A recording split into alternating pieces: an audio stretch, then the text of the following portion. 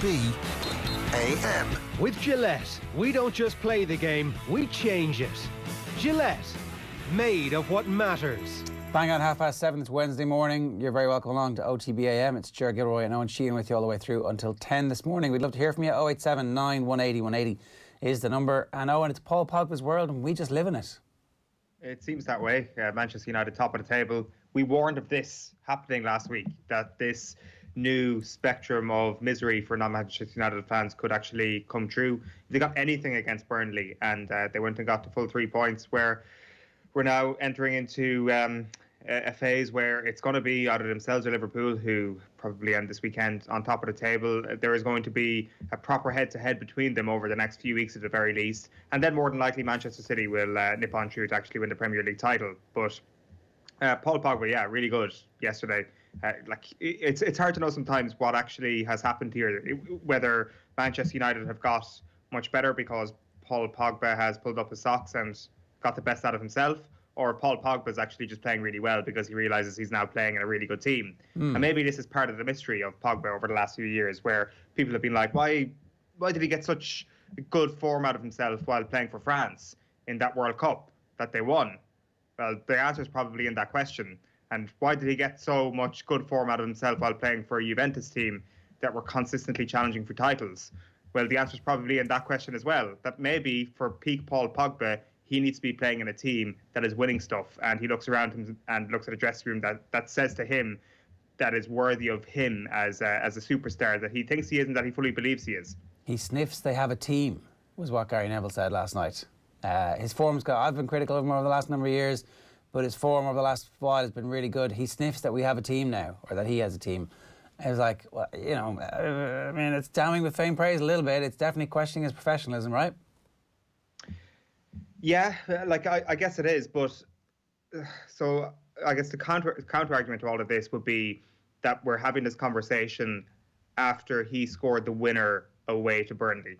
If you're questioning the professionalism of a footballer, and if you're saying, well, this guy likes it easy, on he a only Tuesday plays night, when... Owen, don't forget it was a Tuesday night. Exactly. It was not raining, was the only thing. If there had just been a little bit of drizzle, this would have been the perfect analogy for Paul Pogba's fans to actually hold up as a reason why he's one of the greatest players in the world. Like, it does fly in the face of what we've just said about this idea that when the chips are up, that's when Paul Pogba gets the best out of himself. And I don't know, away to Burnley, he was really, really good. Now, I do think Burnley play in a way where a midfielder like that can almost play in front of the defence if they're happy enough to allow midfielders to be on the ball, to have plenty of possession, as long as they're not making that final pass. Now, it wasn't just a goal. Paul Pogba did pick out a few passes in the final third last night, which were world-class. And you thought to yourself, well, this is exactly how you unlock a Burnley defence. And that requires perseverance. That requires a good mentality going into that game. So, like, I'm somewhere in the middle on this, or like where what the answer to that question is. Like, which came first, the Pogba form or the United form? The United form came first because he was in and out of the team. Remember, he wasn't getting picked. So the United form definitely came first, and it was like a harsh lesson that he was being taught by being dropped for some big games. And then his form came back, which was interesting. Well, sorry, his agent told the world he's leaving, and then his form came back. Yeah. You know, so like there's a cocktail of influence here happening. But then there's also the fact that Manchester United's form has been a little bit like a seesaw in recent weeks. Like, they have played brilliant football over the last few months, but over the last few weeks, they have at times been a little bit suspect, where you think to yourself, they're getting the results, but the performance perhaps isn't actually matching it, which of course is a hallmark of title challengers. And what has actually happened then is that Paul Pogba's been the ace that's come out of the pack to actually bring them back to form when Fernandes has perhaps not had a great couple of weeks. Like, that's the sort of thing that he's bringing to the team. So I don't know. I think this is like hugely encouraging to have a player of his quality playing possibly the best football that he's ever played at this club. And I think it's something that gives him a real edge going into this title challenge. And yeah, it's unbelievable. It's an unbelievable boon. Whatever cocktail of events have transpired to make Paul Pogba again is like, wow. I mean, look how good a footballer he is. This is why people bang on about him. This is why people are so upset when he doesn't do this week in, week out. It's because he can do this week in, week out. He can influence the biggest game of the season for Manchester United, because going top of the table was at stake, right? Like, there will be bigger games where they play Liverpool. There will be more difficult games, where they're playing against Manchester City. But when the job needed to be done to get them top of the table, he stood up and played his best game of the season for them so far. And this is why they're actually going to get their money back on him.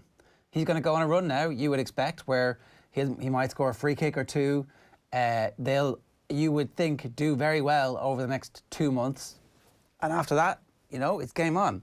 So I don't know, I'd say Manchester United fans are absolutely purring this morning because that had banana skin all over it. And when the referee was about to send off the Luke Shaw. Before the Luke Shaw thing, right? I wonder how much this is Manchester United at the top of the table.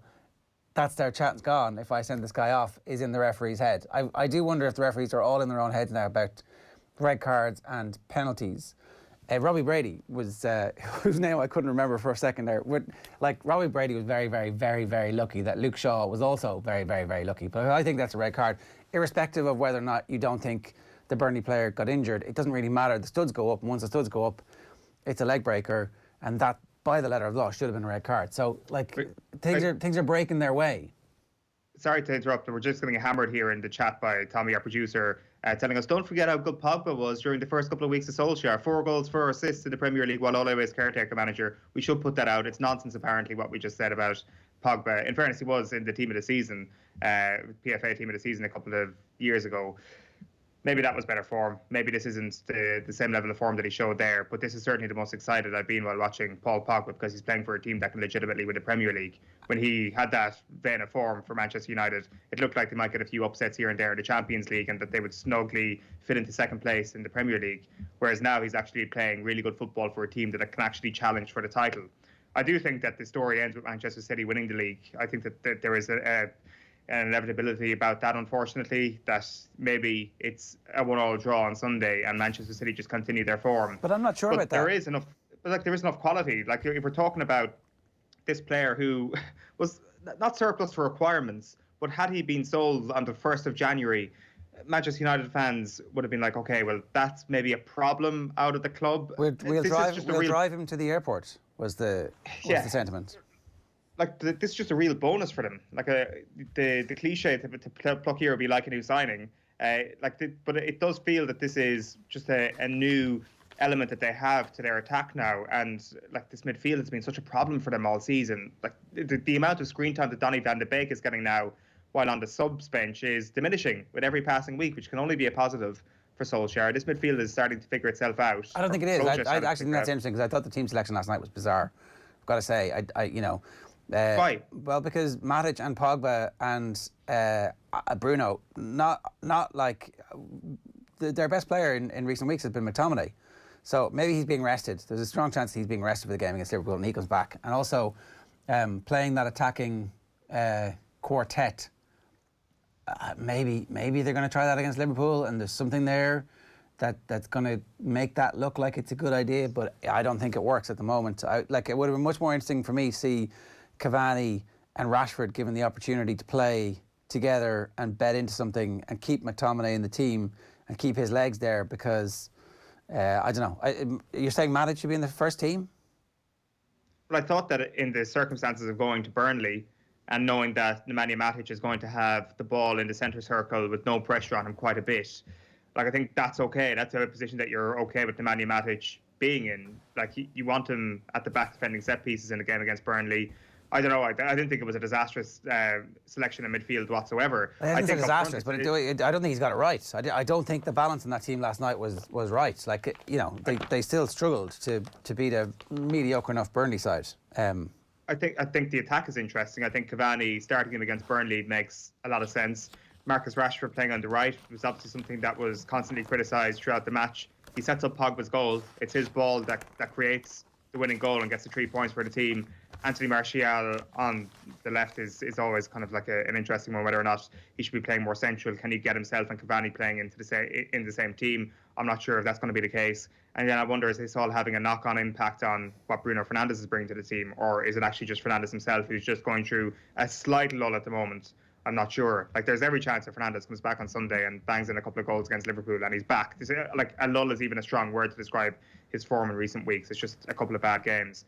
I think like they've got so many options at this point. I don't think the team selection last night was too bad. All right, 7:40 this morning. We'd love to hear from you. 0879 180 180. How do you feel about the fact that Manchester United are officially back ahead of the game this weekend? Now, let's go to Phil. Phil, good morning to you. How are you?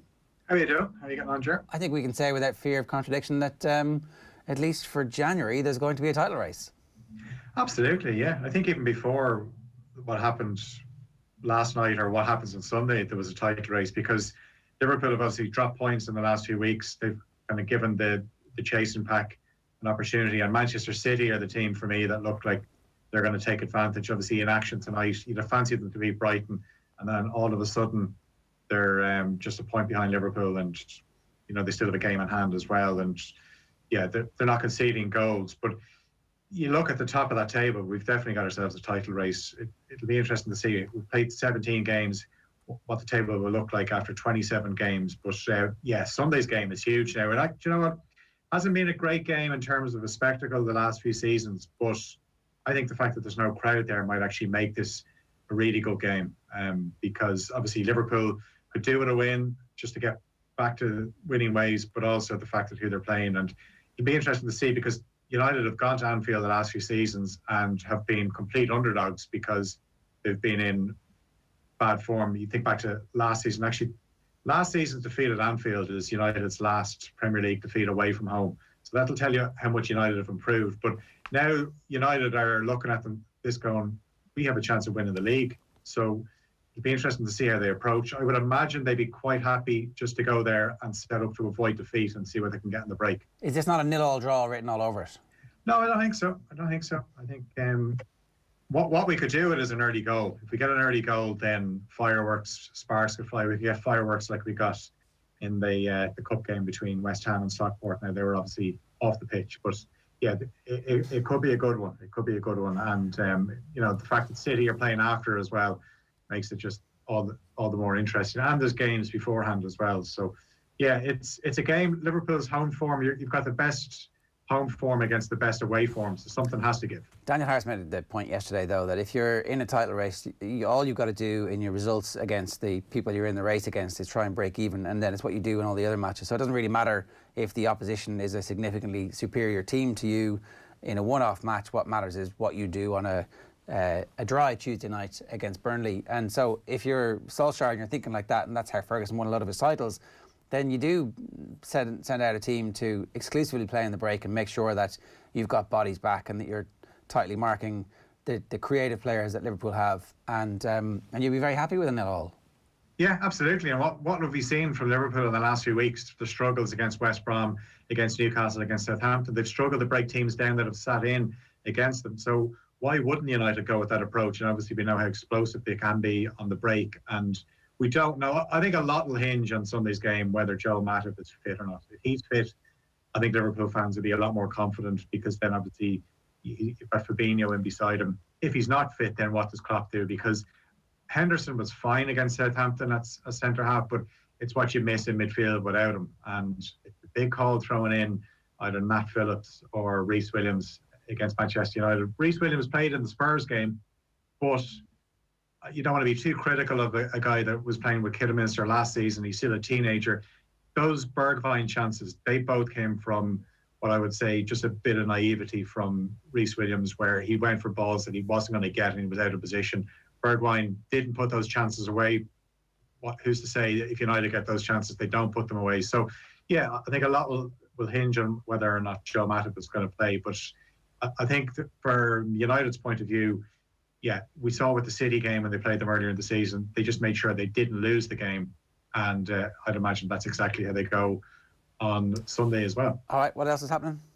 Well, obviously the big news from the Ireland camp last night, we were talking about this earlier in the week, how Damien Duff had left, and now goalkeeping coach Alan Kelly has left the backroom team. Not great for Stephen Kenny. World Cup qualifiers due to get underway on the 24th of March.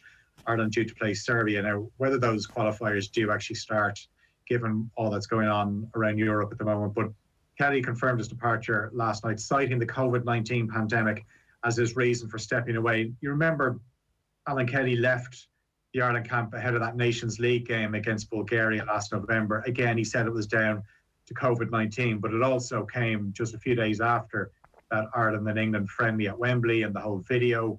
And Kelly was in a position where he had to release a statement to strongly deny that it was him that leaked details of the video shown before the England game. Daryl Horgan was on Off the Ball last night and was talking about this and basically said it was a storm in a teacup.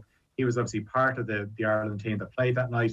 He said the fallout was also just a chance for those critics of Stephen Kenny to stick the boot in. So, he was pretty honest about it, but not good for Stephen Kenny. As we said, anything that can go wrong from has gone wrong, and obviously it doesn't help when Ireland haven't won a game since he took over. Now, we obviously talked about Manchester United there. Going to head to Anfield on Sunday. 3 points clear at the top of the Premier League thanks to that second half goal from Paul Pogba away to Burnley last night, a 1-0 win. So 3 points ahead of Liverpool. 17 games, which means first time since December 2012, United have been top of the league after 17 games. And that was obviously Fergie's last season and the title-winning team. Everton up to fourth. Michael Keane, a former United defender, scored a second-half winner for Everton. They beat Wolves 2-1 at Molineux, so they're fourth in the table. Second-half penalty from Billy Sharp gave Sheffield United their first league win of the season. They beat 10-man Newcastle 1-0 at Bramall Lane, and Ryan Fraser was sent off for Newcastle in the first half. Sheffield United still 9 points from safety, though. Manchester City and Tottenham both in action tonight. City hosts Brighton at the Etihad from 6.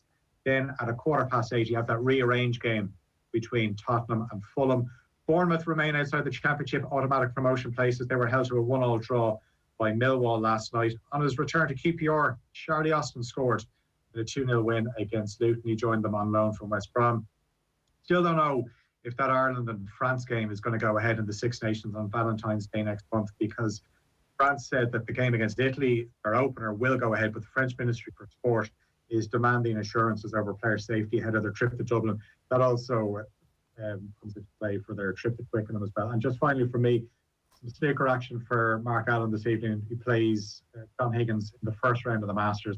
And this afternoon, then you've got Ronnie O'Sullivan against Ding Junhui. All right, Phil, good stuff for that. Thanks very much for that. That's Phil Egan. You can read more of Phil's stuff on otbsports.com and on the OTB Sports app. A reminder, OTB AM live in association with Gillette. Good morning start with Gillette, giving you the confidence to tackle the day ahead. We're going to get to Jamie Wall in a moment, but here's what's coming up over the course of the rest of the show between now and 10 o'clock. We're going to talk with Andy Mitten around about 8:15. That's obviously Manchester United last night. Later on, John Duggan is going to bring us virtual insanity. At 35-1 playoff defeat for his first time out. So he started the season in good form. Natalya Coyle, Ireland's modern pentathlete, talks to us about preparing for what hopefully will be an Olympics in Japan. Obviously quite tenuous at the moment. The AM agenda, a new slot where somebody brings an idea and wants to get it on the agenda for us. Today it's Colm Buig talking about the great lost white hope that is Mauricio Pochettino for Manchester United fans, and then a look back at the NFL wildcard weekend and Bill Belichick's decision not to take the Congressional Medal of Honor, or was it the Presidential Medal of Honor? I don't know. Something, a bauble from Trump. 087 9180 180 is the number if you want to get in touch with us this morning. Now, we want to turn our attention to, well, the biggest story, one of the biggest stories in the country at the moment, and that's the situation with COVID. And what role or otherwise the GAA will play in the rollout of vaccinations, and can we have a league without vaccinated players? Jamie Wall is with us this morning to talk to us about this. Jamie, good morning to you. How are you? Good morning, Jar. How are you? Yeah, good. Look, this is obviously a fairly complex issue, or else it's not. It's either very simple or it's very complicated. And we might try and tease out as much as we can. So John Fogarty wrote a very interesting column yesterday, thought-provoking column in The Examiner, which the lads were talking about on the show last night as well. And we just wanted to see an alternative view. One of John's core points is essentially that if we're going to ask GAA players to go out and risk themselves again for the gaiety of the nation, then maybe we should protect them.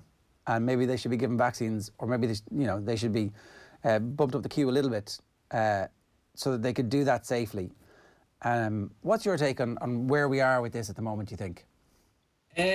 Well, look, like you said, it's as complicated or as simple a question as you kind of want it to be. Look, like, first of all, like, as far as I'm concerned, it is quite a simple question and answer. Like, the answer is no. Like, but I suppose if you want to tease it out, there was, like you said, it was a thought-provoking column, and I think the headline possibly misled a small bit in the kind of the outrage mob on Twitter and stuff, like, where it was like, absolutely not, no way, but it was actually kind of more just asking the questions about around it. Like, I suppose, like, I want to kind of approach it in as sensible a way as possible. Like, I mean, first of all, look, like right now, you know, the leagues and that, it's just a non-runner at the moment with things the way they are. And I think anybody, no matter how big a sports person you are in Ireland, like, would have to say that right now, you know, things are far too serious for us to think about, you know, getting on with games, etc. And then I suppose that brings you on to,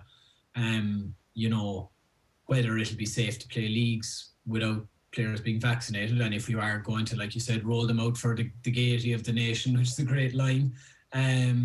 If you are, you know, should they be protected? And I suppose, look, like, that's probably the hardest one, really, to argue with in terms of in its own right. You know, if you are going to roll them out, should they be protected? Absolutely. Like, if you're going to do that, I suppose for me, the answer to that is that, like, you know, if you can't play games, if the situation, I mean, last year, first of all, I just want to go on record and say last year the championship was very enjoyable. I personally didn't think it was going to go ahead at the start. I was kind of hesitant about the whole thing, and the GAA and, you know, the powers that be rolled out a really entertaining and really worthwhile championship, and I think we did all get something out of it.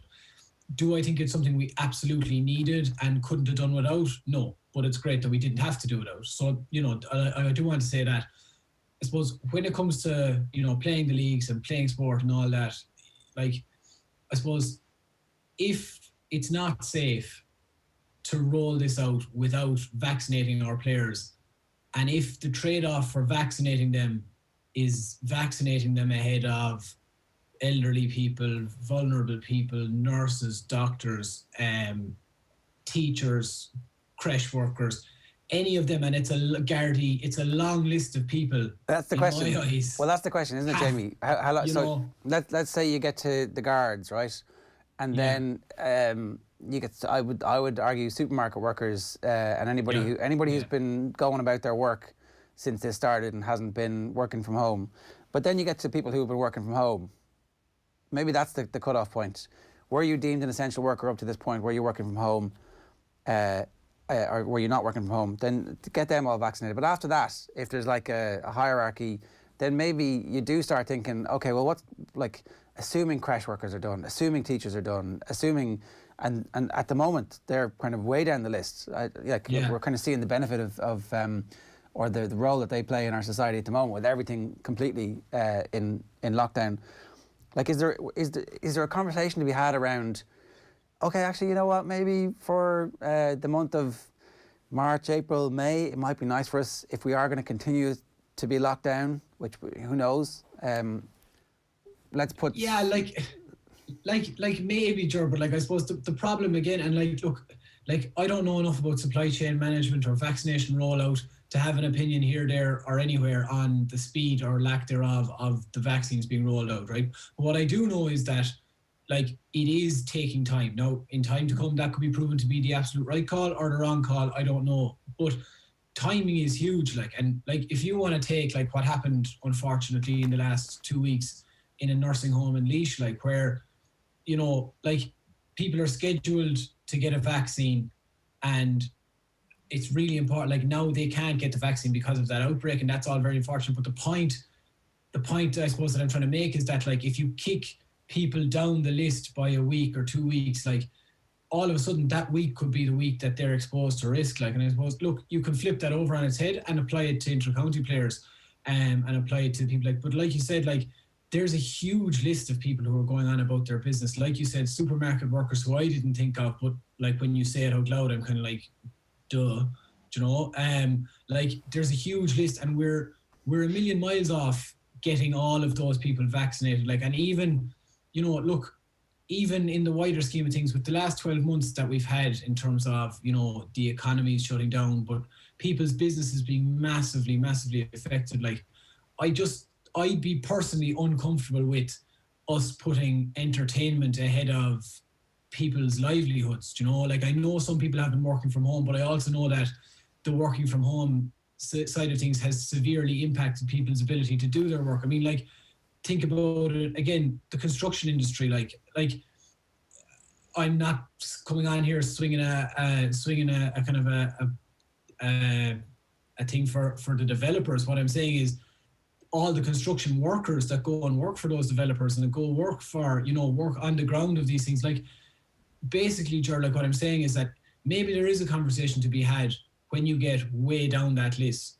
But unfortunately, it's way down that list, and we're probably not getting quickly down the list enough to really have that conversation. I mean, like, if somebody's, like, you get into the conversation then of essential workers, right? And you're classing them as essential workers. But, like, the bottom line is, like, they're not workers. Like, the workers get paid, like, so, like, look, like I said at the start, it's something that I would love if we're in a position to vaccinate the lads and enjoy our games in peace. But for me, the actual solution is, and like, this isn't me trying to be doom and gloom, by the way. I'm very hopeful that we will get on top of things. But for me, the simple fact is, last year they were able to safely run off championships. Generally speaking, we were able to safely run off championships, and they were really, really good.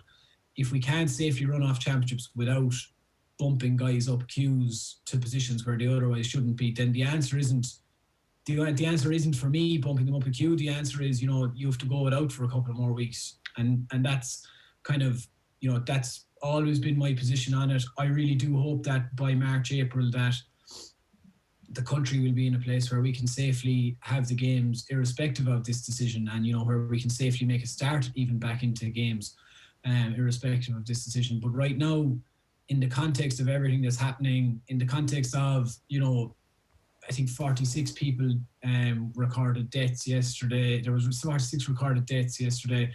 In the context of the numbers of cases, this ICU in Cork, to the best of my knowledge, is full. Like, in the context of all this that's going around, personally, I think while it may be a discussion worth having, it's the timing and the tone of it is just, it makes me a little bit uncomfortable personally. It's an interesting one then, Jamie, if we get into this other realm of the GAA players as influencers almost, or not necessarily influencers in the modern phrase of the word, but people who have an influence on other members of society. In a good way. Like, they're not off on their holidays to Ibiza or anything. Or Dubai. Dubai is the one. Yeah, Dubai I think is the new one, yeah. Like, this is the other element of what John Fogarty was writing about in his piece, and it's an interesting one, this idea that there could be a positive behavioural impact on other people who perhaps are unsure of taking a vaccine when they actually see a local hero of theirs taking it. Do you buy that? It's a fair point. Like, I mean, like, it's very hard for me to totally, piss all over it, like, because, like, I wouldn't have the kind of the evidence to back it up. Like, I suppose the flip side, I suppose, that I could throw at you is there are enough essential workers in that cohort of players that you don't need to bump the entire playing population up the list unfairly at the expense of someone else. Like, I mean, Brian Fenton is a physiotherapist. He was in Beaumont the last I knew. Up till very recently, you had Jack McCaffrey, a doctor. I would say 90% of the playing population are teachers of some form. So an awful lot of them, well, maybe 90 is a bit of a stretch, but you have an awful lot of teachers in that. I don't think you need to be vaccinating entire panels ahead of. And like I said, again, it's the issue is when you get into, it's all well and good to say, like, let's vaccinate these players, but it's a case of, like, there's a queue there, like, so, who's the person who's getting bumped down that queue? Like, is it someone's mother, someone's father, someone's aunt, someone's uncle? But I suppose, look, the idea of them being positively influencing young people or positively influencing even older people, when it comes to the vaccine. And I think John referenced Mick O'Keeffe's from Tenio's tweet about CEOs, showing leadership and that. Like, and it's a fair point. Like, I do take that on board. But like the I suppose the counter argument that I would make to that is, yeah, like, we don't need to be vaccinating an entire panel to achieve that effect. If that's the effect you're going for, then, you know, you've got key workers within those panels. I'm 90% sure every panel has a couple of key workers, you know, when it comes to trying to positively influence, you know, vaccine uptake in that county. Like, I think that would be a far more prudent and maybe, you know, less, I suppose it would be a solution that would probably have less, what's the word, less, the optics of it would be better, basically, is just what I'm trying to say. Do you think that the leagues can viably go ahead in February and March the way they're scheduled at the moment? And you talked about the mood music and the tone of things at the moment. You know, inter-county panels aren't supposed to be training. We obviously saw that some have been gathering, and that was a bit stupid. But do you think that the leagues can realistically go ahead as scheduled at the moment? As scheduled, Probably not. I would imagine there'll be a delay. I think there'll be a delay of sorts. How much that delay is just obviously depends entirely on you know, how things go over the next 2-3 weeks. You know, in fairness, I come out swinging at the GAA a lot about things, but in fairness to them, I genuinely think from the very off with the pandemic, I genuinely think they've done quite well. I think at the start, I said that I think I was chatting to Yi here, and I said that I thought the GAA did really well not to panic into massive announcements. I think they've done pretty well in general here in terms of their direction at the very least. You know, it's not particularly like it can't be too hard on them if people don't follow it, but I think they're waiting to see how the next week or two goes before they make any grand pronouncements. But I think a couple of managers have come out and said, look, you know, we can't feasibly be expected to be going back training and then playing within a week or whatever. And I think that is also fair enough. You know, again, I suppose, look, we can debate whether or not that's the truth of that assertion. But I don't think they're viable to be starting off in February at the moment. Just, I think we're probably going to need a little bit more time. You know, and you know, look, the GAA lads, like it's a brilliant thing. Like I said, it was really, really good. I suppose, you know, the GAA for me, like it's like the schools, like, you know, it can be ran off really safe and done really safely when the community's safe. And when the community's not safe, it can't be done safely and well. And that's when we have to say, right, this has to take a break. And then we go back to, like, we're not the Premier League. We can't bubble people. We can't, you know, cocoon people. So, like I said, if we can get the community safe, then, you know, by all means, fire ahead. Let's have games, because they are a lovely respite. I'd imagine by then, my beloved Manchester United will be back off our brief 4 days at the top. So I'll have to have something else to distract me. So maybe the pain of the Cork footballers will get me going then again. I heard the Cork footballers are going to win the All-Ireland this year, Jamie. I heard there was no pain attached to that particular affliction. The pickup of the National League this year is going to be interesting, because it is different to the autumn last year, where I think we entered level 5 the day before the National League was due to resume. I think the key difference here is training. The teams aren't supposed to be training now, whereas they were training back then and they were good to go. Whereas now it seems that they're not supposed to be training and they're going to take a few weeks to actually get up to that speed. So I think you're right. I think we could definitely see a bit of a pushback. The one concern I would just have about this entire conversation as well is this idea of GAA entitlement, and how there is still probably a bit of bad feeling about how a lot of club victories were celebrated in the summer of last year, and the scenes that we saw all across the country. That idea would probably explode if GAA players were to be moved even one rung up the ladder of vaccination. This idea of GAA entitlement would probably become in the vernacular of many people around the country were that to actually happen. We'd probably get something like, you know, like those German words, that really long German word that means something. We'd probably get one of them ourselves, like in like you said, into the vernacular. No, look, and it's something that I am very wary of, and it's kind of what I was getting at when I spoke about, you know, the optics and the tone of it all. Like personally, like I know there was a little bit of bad feeling about the whole thing. I do think,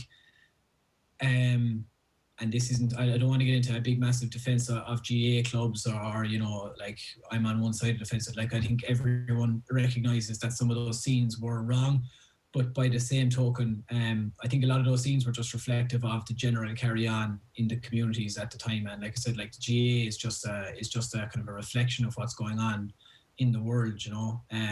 We were able to get through the entire summers. And like, do you think people weren't gathering after championship games in general? Like anyone that does know the GAA and that knows that, you know, there were gatherings by people after first rounds and second rounds and third rounds. The only difference is that when we were actually getting to that final stage, unfortunately, the country was in that position that you spoke about, where the communities weren't safe. And that's, you know, it was a perfect storm in that sense. But yeah, look, I absolutely agree with you. Like, I mean, look, I think, you know, aside from anything else, like, I mean, imagine like somebody that should be getting their vaccine to go back to work is told you have to wait a week now because we're vaccinating the lads to go out playing hurling. You know, it just in a year where everyone has been asked to make sacrifices, I think, and you know, some people have to varying degrees, I just think it would smack all around, to be honest with you. And that's, you know, it just for me just doesn't, it's not, the juice isn't worth the squeeze, you know. It's just it's not, it's like you said, GAA entitlement would forever go into the vernacular. Jamie, good stuff. Thanks a million for joining us this morning. Cheers. No matter, lads, all the best. Jamie Wall giving us some thoughts there. A lot of comments coming in about that. Jamie Wall's a great talker. He never gets carried away, says Shane. And Isolt says, it's no shock to me whatsoever, but it's still so refreshing to hear Jamie Wall speaking absolute sense on OTB AM. A lot of angry response as well. This is a crazy argument. What rights have GAA players got to be bumped up the queue? GAA going to lose a lot of support over their behaviour during the crisis. A sense of entitlement beggars belief, says Alan in Kildare. Please don't talk about GAA players until at least teachers are up there, as kids need to go back to school, says Anne. Do people who are being put more at risk with travel, being in groups, etc. for our entertainment not deserve to be bumped up, says Darren in Galway. And sure, most of the inter-county lads and ladies are teachers anyway, so they'll find themselves around phase 10. The vaccine rollout is something that we're all going to become much more familiar with. That supply chain conversation that Jamie was talking about there, we probably need a little bit more of that being reported on. We probably need the government to be a bit clearer on their messaging around that. And it looked like there was a bit of a squabble developing between the government parties yesterday when they were talking about this. So if they're squabbling about it, you can expect the rest of the country to be, you know, interested onlookers about the speed at which we're getting the vaccine out there. Because, you know, any good news at the moment would be seized upon rightfully. Yeah, 100%. It's also going to be interesting to see what does happen in the UK, and the reaction to Sean Dyche's comments have been quite interesting as well. He obviously put forward the idea that Premier League footballers should be bumped up the queue a little bit to actually get their vaccine. If that is something that actually happens over there, you'd wonder what the knock-on impact is going to be over here. Yeah, Dick Pound said that the Canadians wouldn't really mind that much if the athletes, like it's 400, you know, about 400 Canadian athletes getting vaccinated out of whatever the Canadian population is, tens of millions. He thought that there wouldn't be a national outcry for that. For GAA, it'd be about 1,200, I think, would probably get you through the bulk of the playing staff. And at the moment, 1,200 out of the 25,000 that we've done will be quite a lot. But maybe in 2 months, 3 months' time, when it's out of hundreds of thousands, it'll feel a little bit more, like a conversation we could have. But anyway, the conversation has begun. 8 minutes past 8 this morning, Wednesday, obviously. We're packed between now and 9 o'clock. We have Irish Olympian Natalya Coyle. We've got golf with John Duggan. Andy Mitten is going to join us at 8:15. We're going to talk about Alan Kelly next. OTB AM. This is OTB Sports Radio. Follow the leader, the Mitsubishi Outlander PHEV, the world's best-selling plug-in hybrid, is now available with 0% finance and a free home charge point worth €800. Leading the charge in plug-in hybrid technology, the Mitsubishi Outlander PHEV. Book a test drive at your local dealer today. Mitsubishi, drive your ambition. Terms and conditions apply. See mitsubishimotors.ie. Lending criteria applies. This is a hire purchase agreement provided by Bank of Ireland Finance. Off the ball. For people to look at Roy Keane and say they're not going to take him because of what he might say as a pundit is ludicrous. It's ridiculous. How are you not going to have a player like that, a manager like that who's had the career he's had, and not try and tap into that to help your team? They're missing a trick. All of them who's not taking them, missing a trick. Off the ball. Weeknights from 7 and weekends from 1. This is OTB Sports Radio, live 24/7 on the OTB Sports app. Follow the leader, the Mitsubishi Outlander PHEV, the world's best-selling plug-in hybrid, is now available with 0% finance and a free home charge point worth €800. Leading the charge in plug-in hybrid technology, the Mitsubishi Outlander PHEV. Book a test drive at your local dealer today. Mitsubishi, drive your ambition. Terms and conditions apply. See mitsubishimotors.ie. Lending criteria applies. This is a hire purchase agreement provided by Bank of Ireland Finance. OTB AM. With Gillette, we don't just play the game, we change it. Gillette, made of what matters. Going to start with otbsports.com this morning at first look for you about what's going on in the sports pages. We'll get to that in a second. In the meantime, all of the... so it's Darrell Horgan's. I was very surprised it came out that Darrell Horgan talking about the England video. And Alan Kelly blames COVID-19 as he confirms Ireland coaching departure. The Irish Sun this morning, top Pog and Kells Bells. The Daily Star, top Pog. The Mirror, we're top Pogs. It's almost as if they are in a WhatsApp group and somebody said, well, I'll do that. Okay, let's go.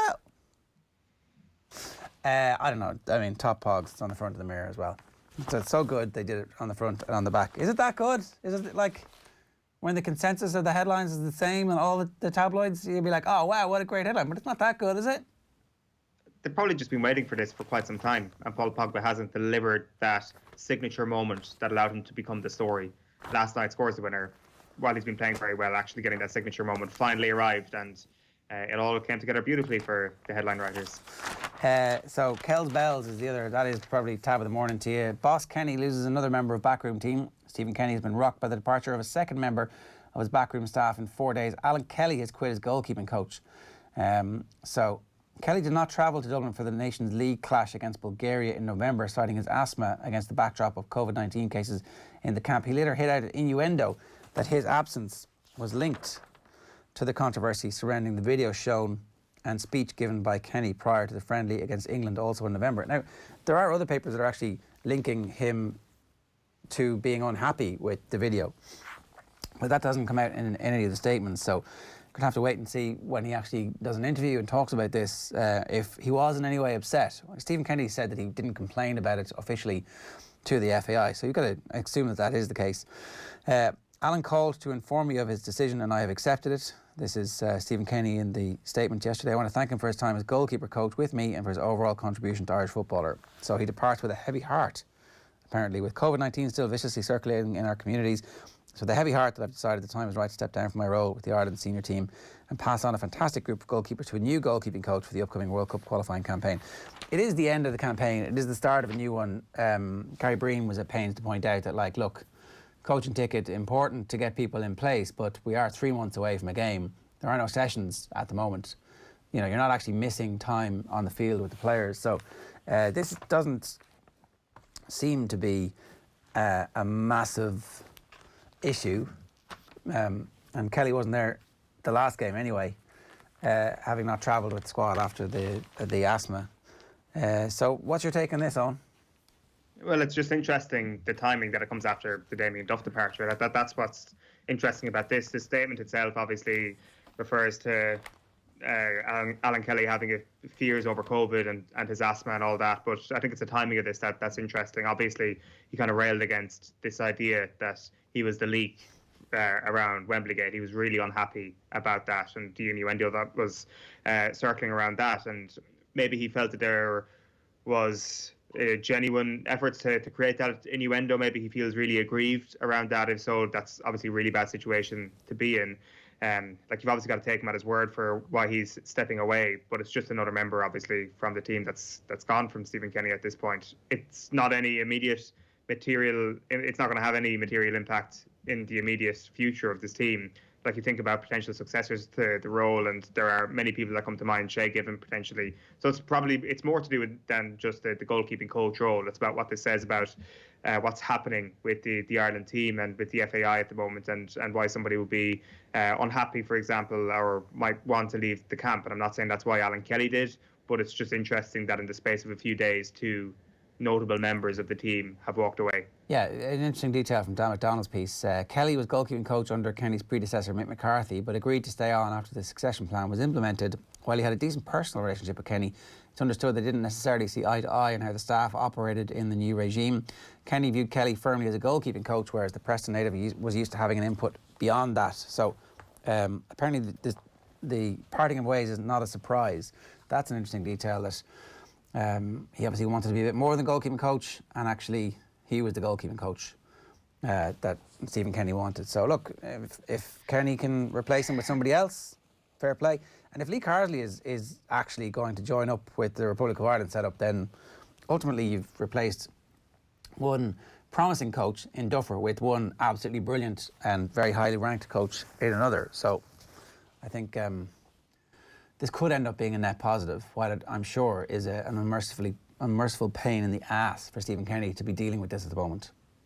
Like, that's the one thing as well. The people who are anti-Stephen Kenny will bring up his lack of experience at international management level and say that he wasn't prepared for the job. What I would say to that is that he is in his first international job and is figuring it out. That is why there might be a bit of upheaval. One of the reasons. There's obviously a multitude of potential reasons that are happening right now and why departures are occurring. But one of them is Stephen Kenny potentially finding his feet in international management, finding out what does the goalkeeping coach that has been around this camp for so long want to do with the team. What is his perceived role versus what is actually written on his badge, or the role that is actually associated with his name. And maybe actually he did have a little bit too much influence for Stephen Kenny's liking. That is fine. That is okay for a coach to be figuring this stuff out as he goes along. The thing is, the amount of time that people will have for this, the amount of patience that people will have for this after the next string of games will obviously be much less, and the time to actually figure this stuff out will just evaporate from Stephen Kenny. Like, if you do bring in somebody like Lee Carsley into the Damien Duff role over the next little while, that is probably a net positive. That is, you are reversing that idea of people figuring it out on the job.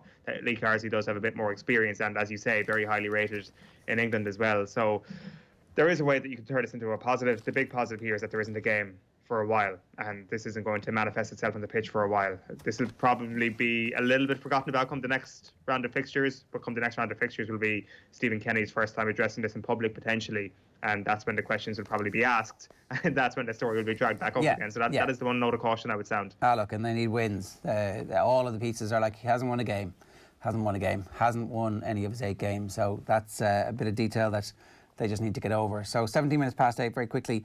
Good story in the back of the London Times this morning. The world's leading expert on brain injury in sport has warned that there are serious risks at every level of rugby, advising that children should not play until they are teenagers. It's a very bold statement. It's a sport that has a lot of inherent risks with head contact, and like American football, I see no reason for a kid to be playing it. This is from Anne McKee, who's a professor of neurology and pathology at Boston University. She's obviously been involved with the study of the neurological damage that brains of former NFL players have had. The London Times have got in touch. I mean, they've been on this story, obviously. They've done loads of Tony Cascarino as well. We have American football players with brain injuries who only played at amateur level, certainly college players. And she says, I see no reason for a kid to be playing rugby. I would definitely delay that age of playing until teenage years or later. So, it's not good for the future of underage rugby. Certainly if you're a parent reading that, you're like, I don't know if I'm going to be able to, in good conscience, send my kids to play rugby. Well, like, is it black and white from your perspective, for example? Are you of the opinion, no, I wouldn't send my kid to play rugby at this point? Well, I mean, if they asked to go and play, I would certainly bring them training and see what the scenario was like. But, like, you know, you're on a pathway there where you will be playing full contact at under 14, and when you get to secondary school, and she's saying teenage brain's not really well enough developed, delay as long as you possibly can. It doesn't really sound like it's the type of thing you should be doing. I mean, underage girls soccer has very high rates of concussion as well that needs to be looked into, and I'm sure that's another area of research that's been ongoing at the moment, but it's unlikely to make a headline on the back page of the Times at the moment. You know, there are inherent risks in playing sport, so you do have to accept that there is some risk, but the more that we learn about some of these sports, the more difficult it's going to be to continue to source big numbers playing them at underage. For sure, and when you look at the very top level of rugby as well, when it's one thing sending your kid to play the sport, but what is the game that your kid is actually watching on television? It is a game that is involving a lot of big hits, a lot of big collisions, a lot of big individuals going head to head. And I know that obviously pertains to a number of other sports, not just rugby, but it's the one that probably will be put in front of Irish children more than any other, that has that real raw edge of physicality. And that can't really help either. So every aspect of the sport here is under threat, you'd have thought, from these sorts of reports. All right, it's 20 minutes past 8. Let's turn our attention back to the Premier League. And top of the table, Manchester United. I'm delighted to say Andy Mitten from United We Stand, The Athletic, and 442 is with us. Andy, good morning to you. How are you? Good morning. All good, thank you. Yeah, pretty happy midweek again.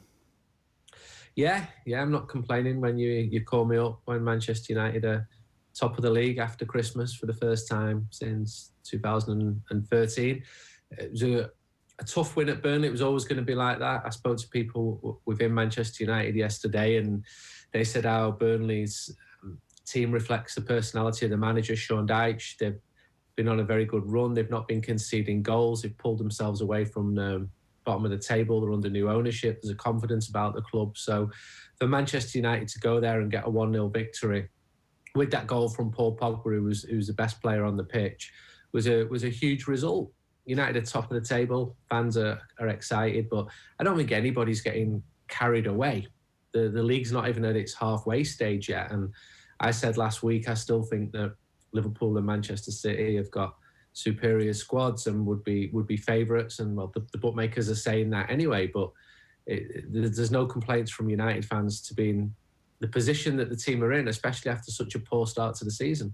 Let's talk a little bit about what needs to improve for Manchester United for them to be consistent over the rest of this season. Because obviously, you know, they can sign new players in the summer and it'll be a different team that takes the field next year, and we don't know what's going to happen. But this group now, let's assume that there's no incomings for the rest of January, what needs to continue to get better for them to be able to consistently mount a challenge over the next 3-4 months?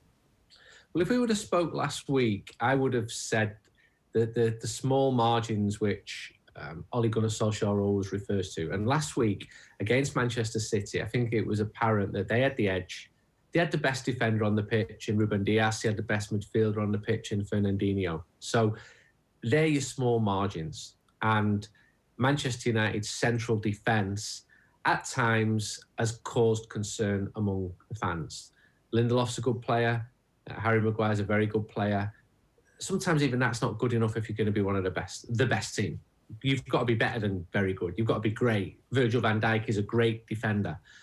But what we've seen in the last few games is Eric Bailly play 4 games, play very well in all of them, looks more comfortable alongside Harry Maguire. Bailly's problem has been he's often made rash decisions and mistakes in matches, and he's been injury prone. He could become a really important player. I first saw him play for Espanyol's B team, and he stood out a mile, as he did in the first team, as he did at Villarreal, and then Manchester United snapped him up. So if him and Maguire were to be the defensive partnership from now on, alongside Luke Shaw on the left, who's doing really well, and David De Gea is fine behind him in goal. Aaron Wan-Bissaka, he's an issue at right back, one who Burnley targeted from the start of the game last night with high diagonal balls. So that's your defence. Up front, there's been times where I've said Manchester United need a centre-forward, a classic centre-forward. And when that team started last night with a very attacking formation with Cavani at the top, I think a lot of fans welcomed that, but then it didn't turn out to be the game that maybe they expected because Burnley are such a physically strong side. I think they need more consistency. Having Paul Pogba back and playing well is a big plus. The consistency is back. You're not seeing the team losing like they were only 2 months ago.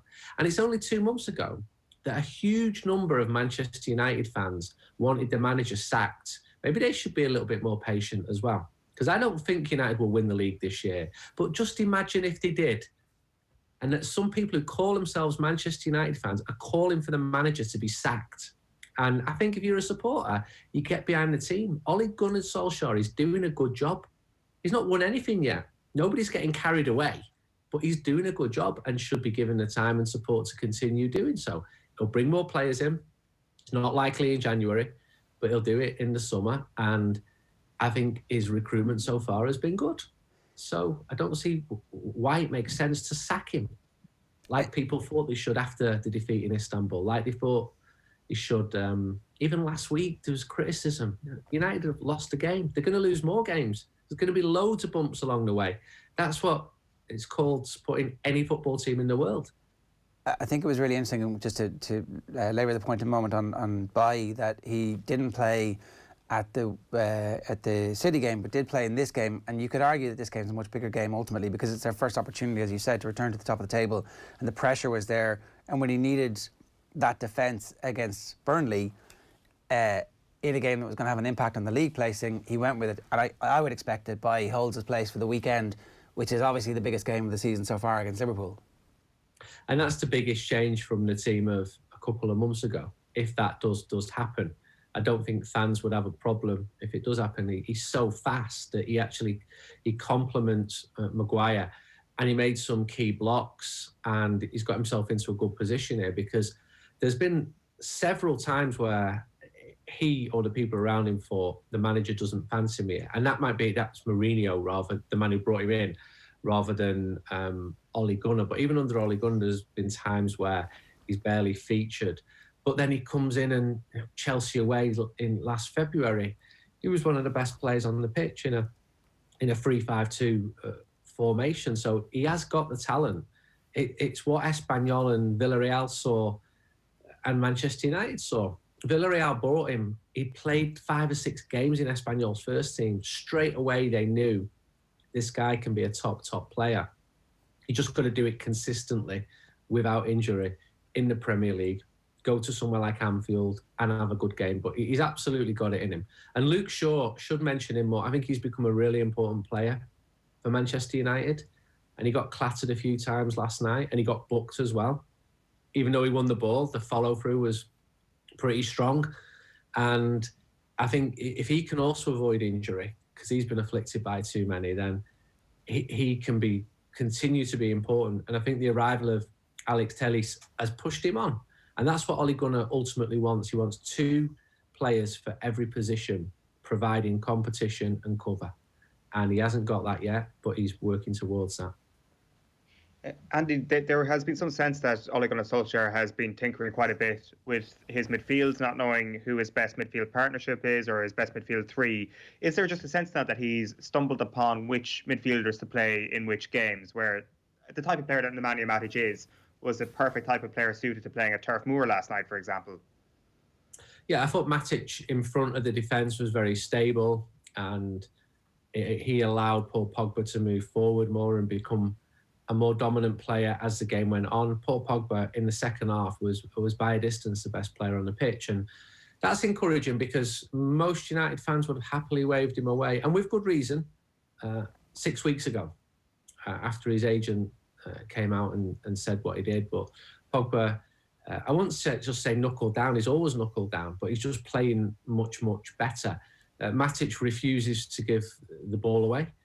Fred and McTominay have had very good games, and he's got to use all the players in his squad. There's so many games he cannot play the same 11, even with no injuries, week in, week out. He's more reliant on some players. Bruno, because he's the best player. It's as simple as that. But with midfield, he does have more options there.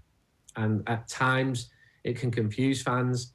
Donny van de Beek isn't playing as much as fans expected him to. But right from the start of the season, when I spoke to people at the club, and I was under the impression he's been brought as a squad player. But that's not what fans want to hear when you get a shiny new player from Ajax. They think that he's going to come in and be one of the best players in the midfield and in the Premier League. But look at a few other players. Matthijs de Ligt, when he went to Juventus from Ajax, they've been playing that system in Holland so much that they can't just click into a new system straight away.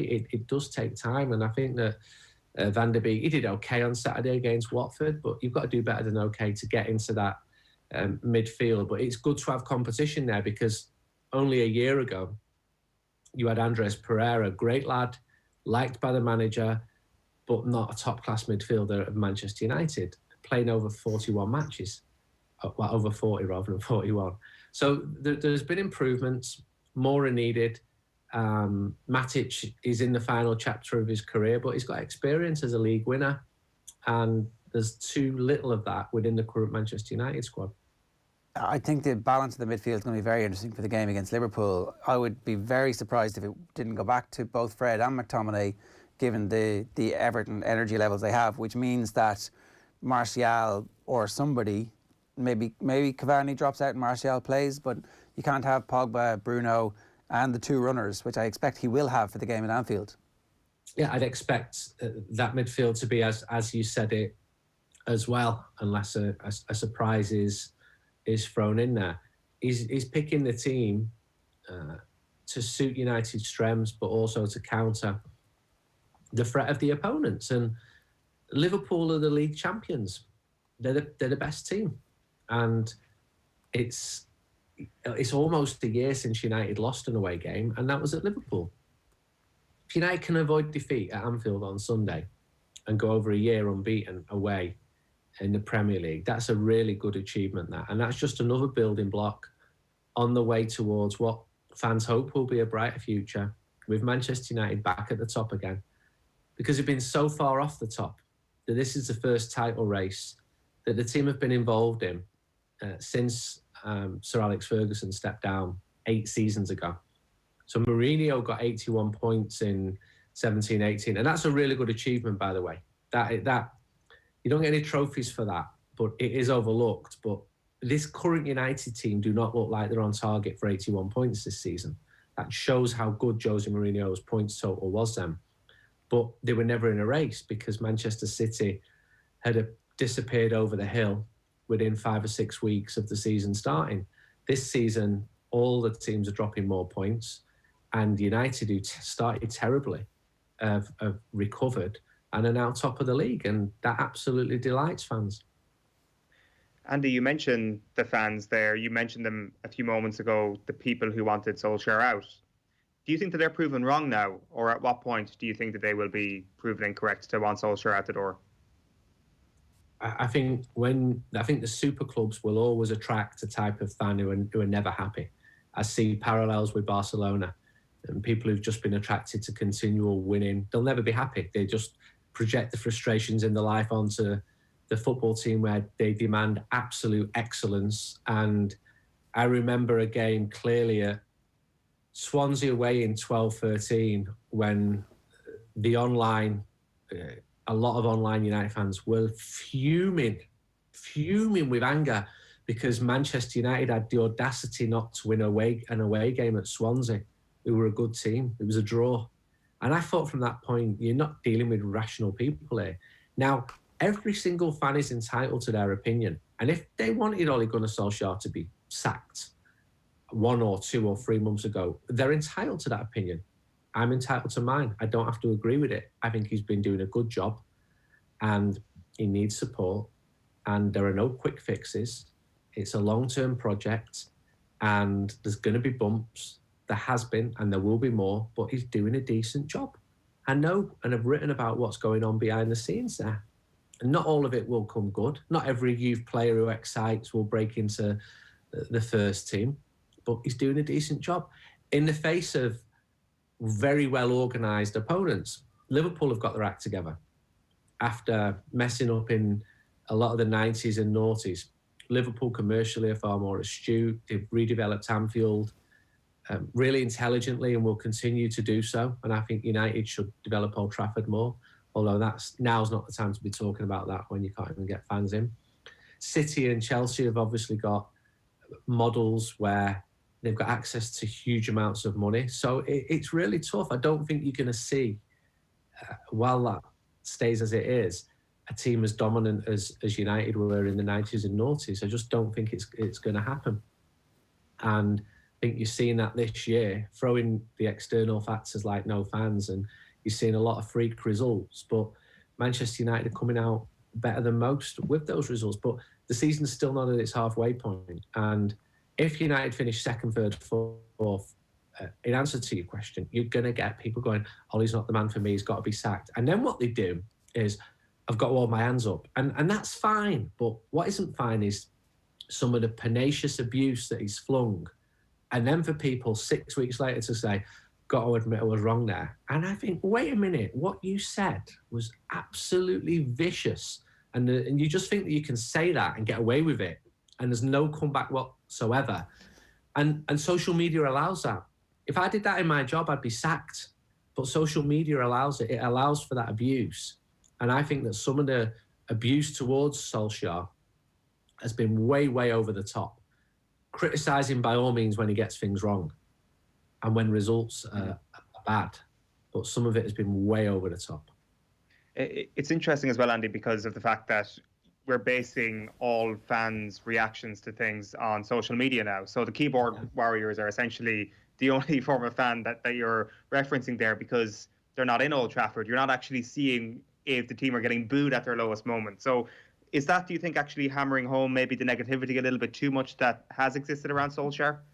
It absolutely is, because normally the mood is set at the game and journalists will write after what they see at the game. So if the Stretford end booed the team off the pitch, that is far more significant than a load of anonymous accounts abusing the team, because that's become the norm, win or lose.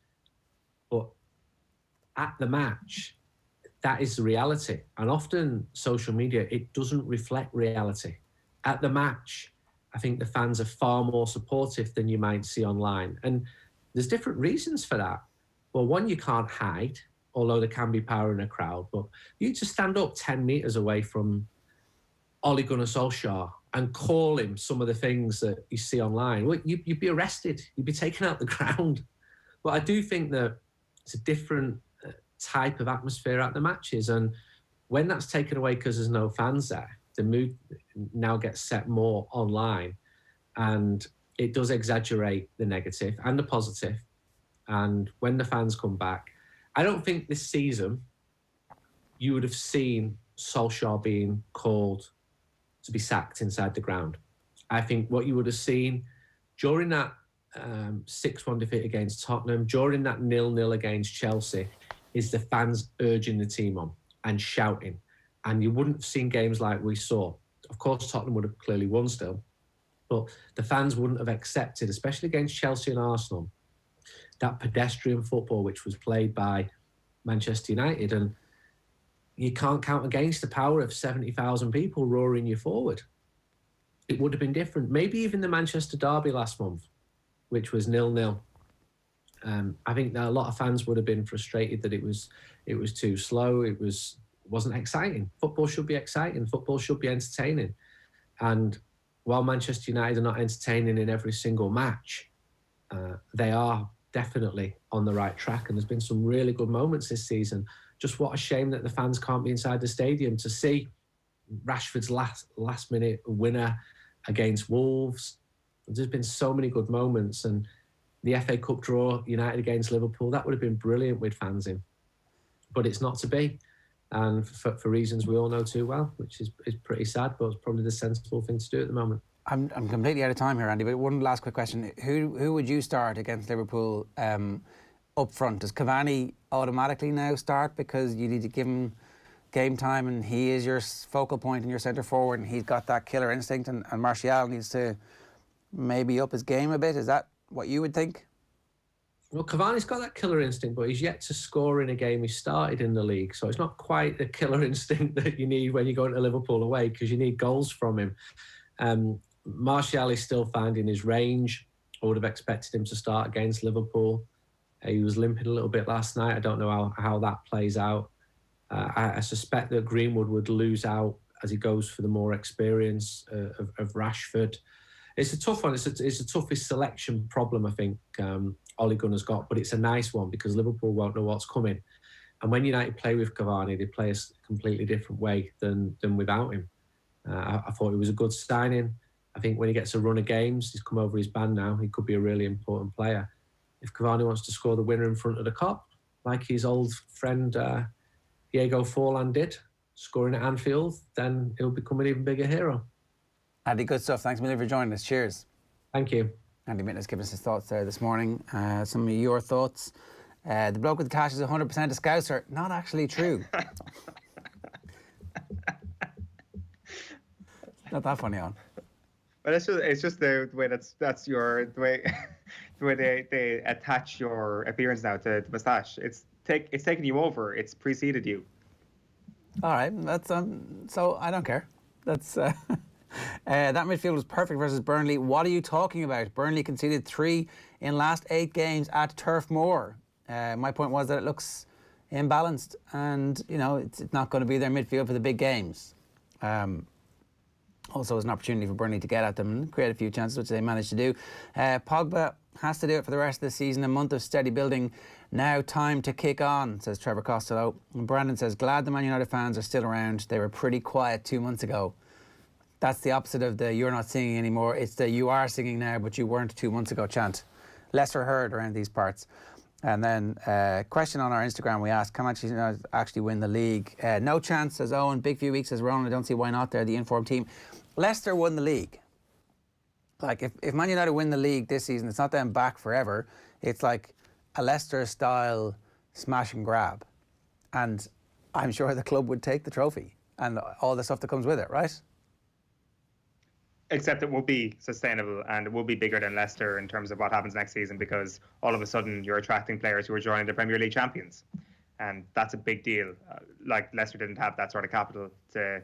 And also, they lost their players. Like, Leicester won the league and they proceeded to lose their players. Manchester United will gain players if they win the league. Well, they lose Pogba no matter what happens, right? I mean, unless they win the league and he decides to stay, which I don't think would be a great idea. And actually, I wouldn't be surprised. At the end of this season, I would be selling De Gea after his recent run of form, and I would be selling Pogba, and I would be recalibrating my wage structure and getting everything right again. That's what I would take this opportunity. Things are going well for us.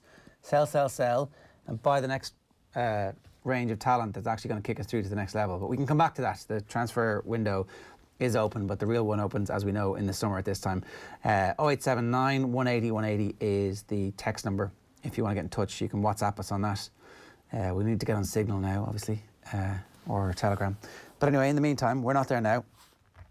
John Duggan, good morning to you. Jaron Owen, how are we getting on? Good, what's going on? Well, you've just been speaking about it there. Man United, top of the league in January, first time since Alex Ferguson was in charge back in 2013, 8 years ago. Liverpool on Sunday, great rivals, great history between the clubs, bit of bitterness as well. And bring it on. Like, it was a 1-0 win over Burnley last night. Burnley had no shots on target. United fought hard, as you have to do at Turf Moor, to win. Paul Pogba showed up, was great, and scored the winning goal, and he's very happy. I'm always happy when I win. Obviously, today we won, so I'm very happy. I'm happy that we play well, and I'm happy that we're at the top. But like I said, it's still a long way to go. You have big games coming up, so you have to focus on that too. An engaged Paul Pogba, so that is a danger, I think, to everybody for the rest of the season. Michael Keane scoring Everton's winner, great header, 13 minutes from time, a 2-1 win over Wolves. So Everton now 6 league wins on the road, and they're now 4th in the table.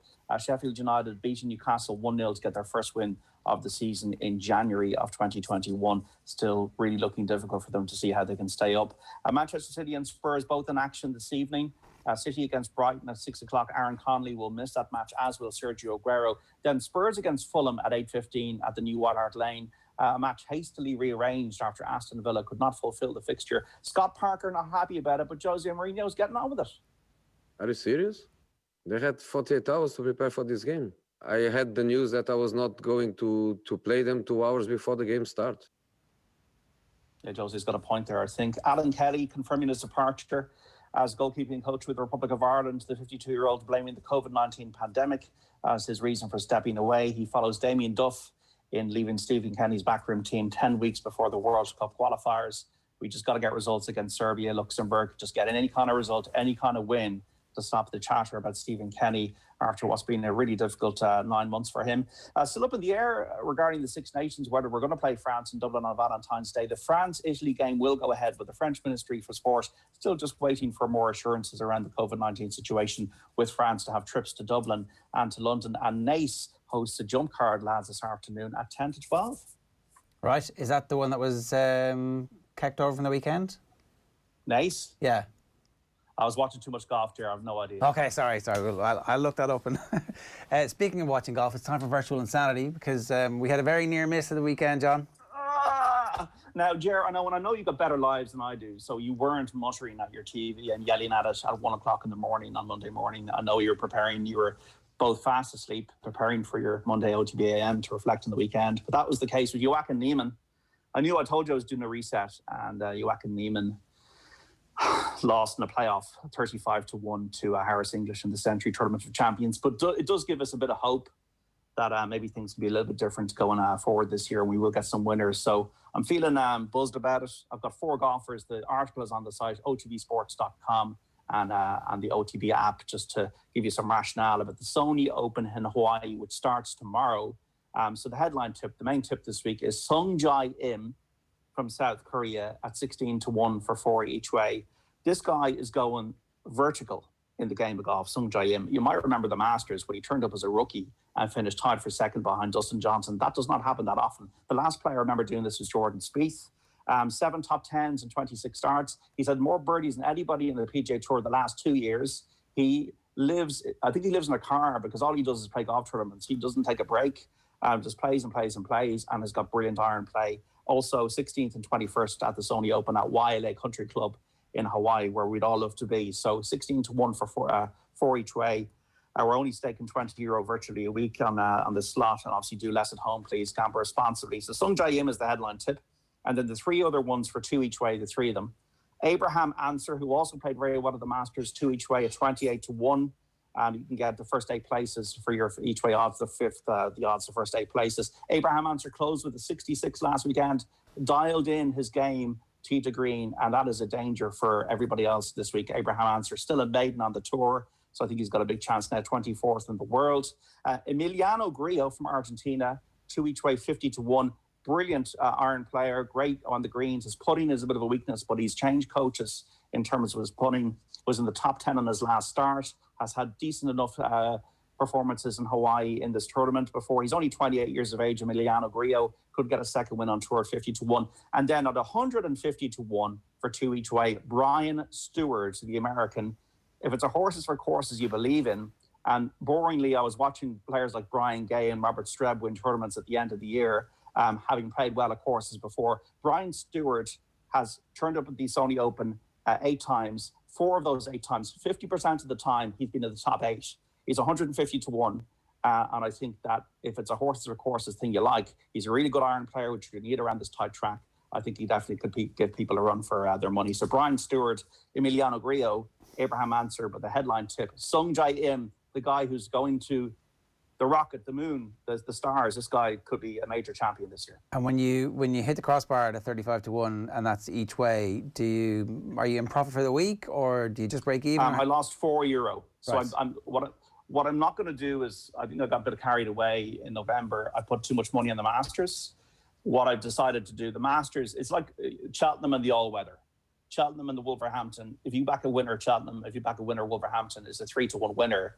But you're probably going to be more pleased with yourself if you back at the Cheltenham psychologically. But I just need to think that the Sony Open and the Masters are the same thing. So I will not go over €20 in my stake for the whole year. So I put €20 on last week. If Neiman had won, it would have been 88 back. Neiman got beaten, it was 16 back. So I lost €4. It's a face washer. They call it a face washer. Okay, that's fair enough. It's a reasonable strategy. And Sung Jae Im is your main one this week. Answer, Grillo, and Stewart, Stuard. It's not that we've, suddenly. It's not the guy in the boxing. It's not the boxing betting. It's Stuard. Yeah. So the strategy for the year is one. Like somebody said to me very cleverly once. Like, stop looking through the whole paper for the horse. Just pick you need to try and pick the winner. So before you, like, the 40% of the stake each week will be on the person I think will win. And then if there's 150 players in the tournament, you have to look around for value as well. because you do get value odds in golf. All you need is a few winners a year. So it'll be one main guy and then 3 others. It'll be the same strategy every week. Some news this morning too. Seamus Power is now in the field for the Sony Open. He was, I think he was 3rd or 4th reserve, but he's got the call up in the last couple of hours and he is in the field. He made the trip, which I think is always indicative that he probably had some news that some people weren't going to travel, and at the moment people aren't travelling. So best of luck to Seamus Power this week. John, good stuff. Enjoy the weekend. Thanks a million. All right, lads. Take Happy care. punting. OTB AM live in association with Gillette. Ronnie Whelan. Good morning, Star with Gillette, giving you the confidence to tackle the day ahead. It's taken this. Everybody's tired and emotional. This is taking it out of all of us, Owen. I would just like to bring that to everybody's attention.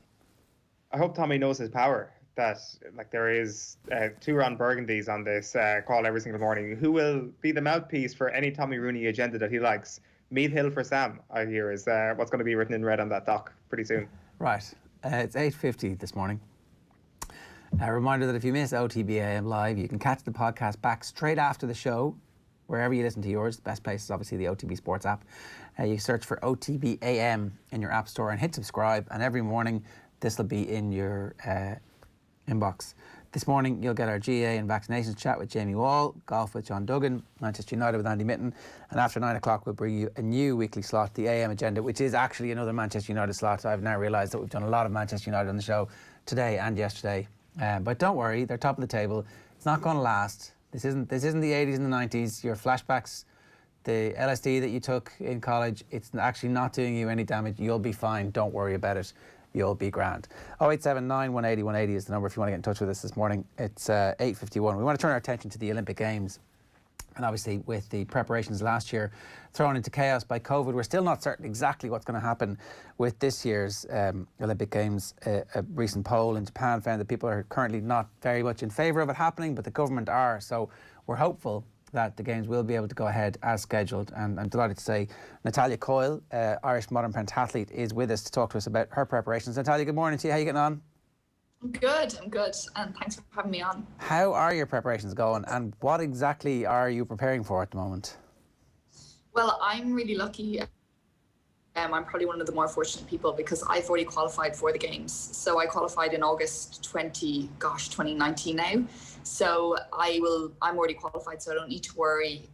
Because I think when a lot of people ask me about the Games, maybe it's just blind faith, and I suppose it's because that's what I'm preparing for, but I'm like, they're definitely going to go ahead, especially when Thomas Bach had come out with a plan for with or without the vaccine. So I was like, they're definitely going to go ahead, but it's actually not hosting the Games that's the biggest problem, even though people might think that. It's actually getting everyone else qualified who hasn't qualified yet. So there's loads of different sports, including my own, that haven't wrapped up their qualification process yet, and that's going to be the trickiest thing, especially if they're supposed to be in like multi-city competitions. So that's the trickier one, I think. And is yours a multi-city, so obviously you're qualified, but how many people in your event wouldn't already have qualified? I think there's probably about 50% of the slots left, maybe, or actually, sorry, maybe less, maybe 30% of the slots left. And they're all done through ranking. So it means that you have to go to loads, you need 3 competitions, and the best of your 3 competitions I suppose qualifies you for the Games if you're in the ranking list. So it means that there's lots of different competitions to do. So if there was no COVID right now, the competitions would start at the end of March, and then there'd be 3 World Cups, 1 in Budapest, 2 in Bulgaria, and then there's World Cup final in Seoul, and then there's World Champs in Minsk and Belarus.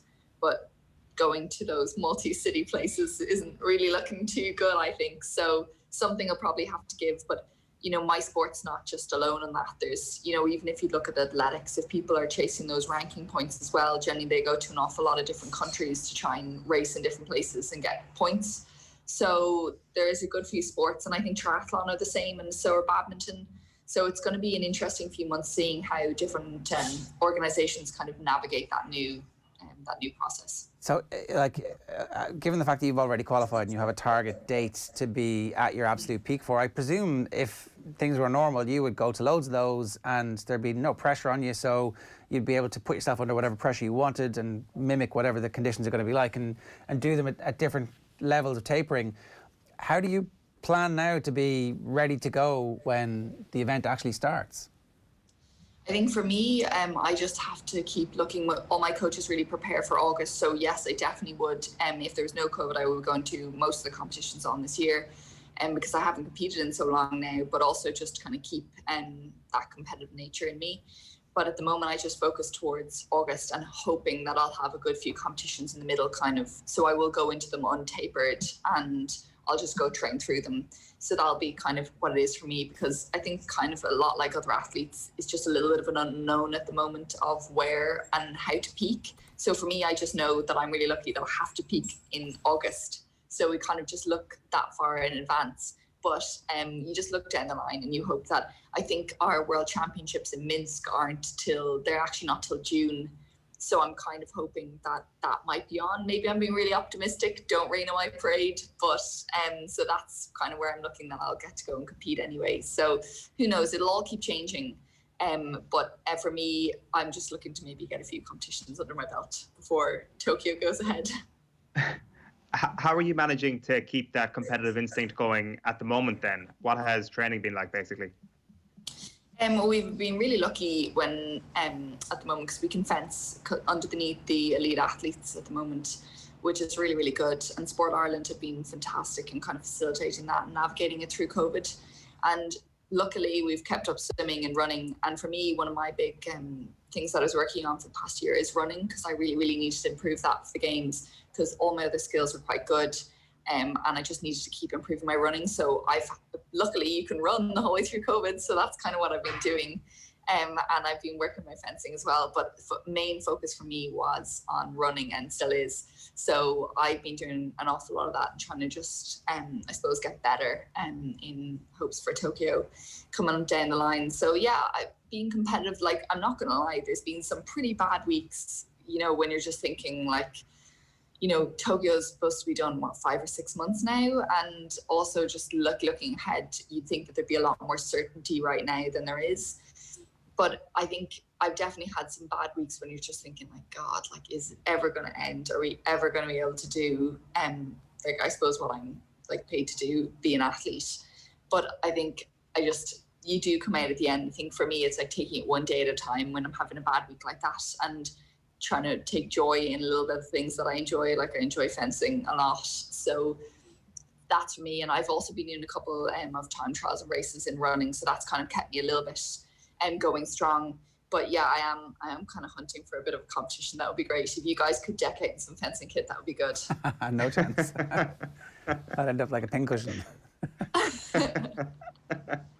That's interesting, Natalya, that you mentioned that you have this very specific event, part of your overall sport, where you're like, this is my happy place, and if I'm having a tough week, I just want to partake in a bit of fencing. Is that basically it? That if you've got a schedule for the week, and if things just aren't going your way, if you're not feeling great, you kind of rip up the schedule a little bit, and you get yourself and you start sparring basically. Is that how you get your week back on track?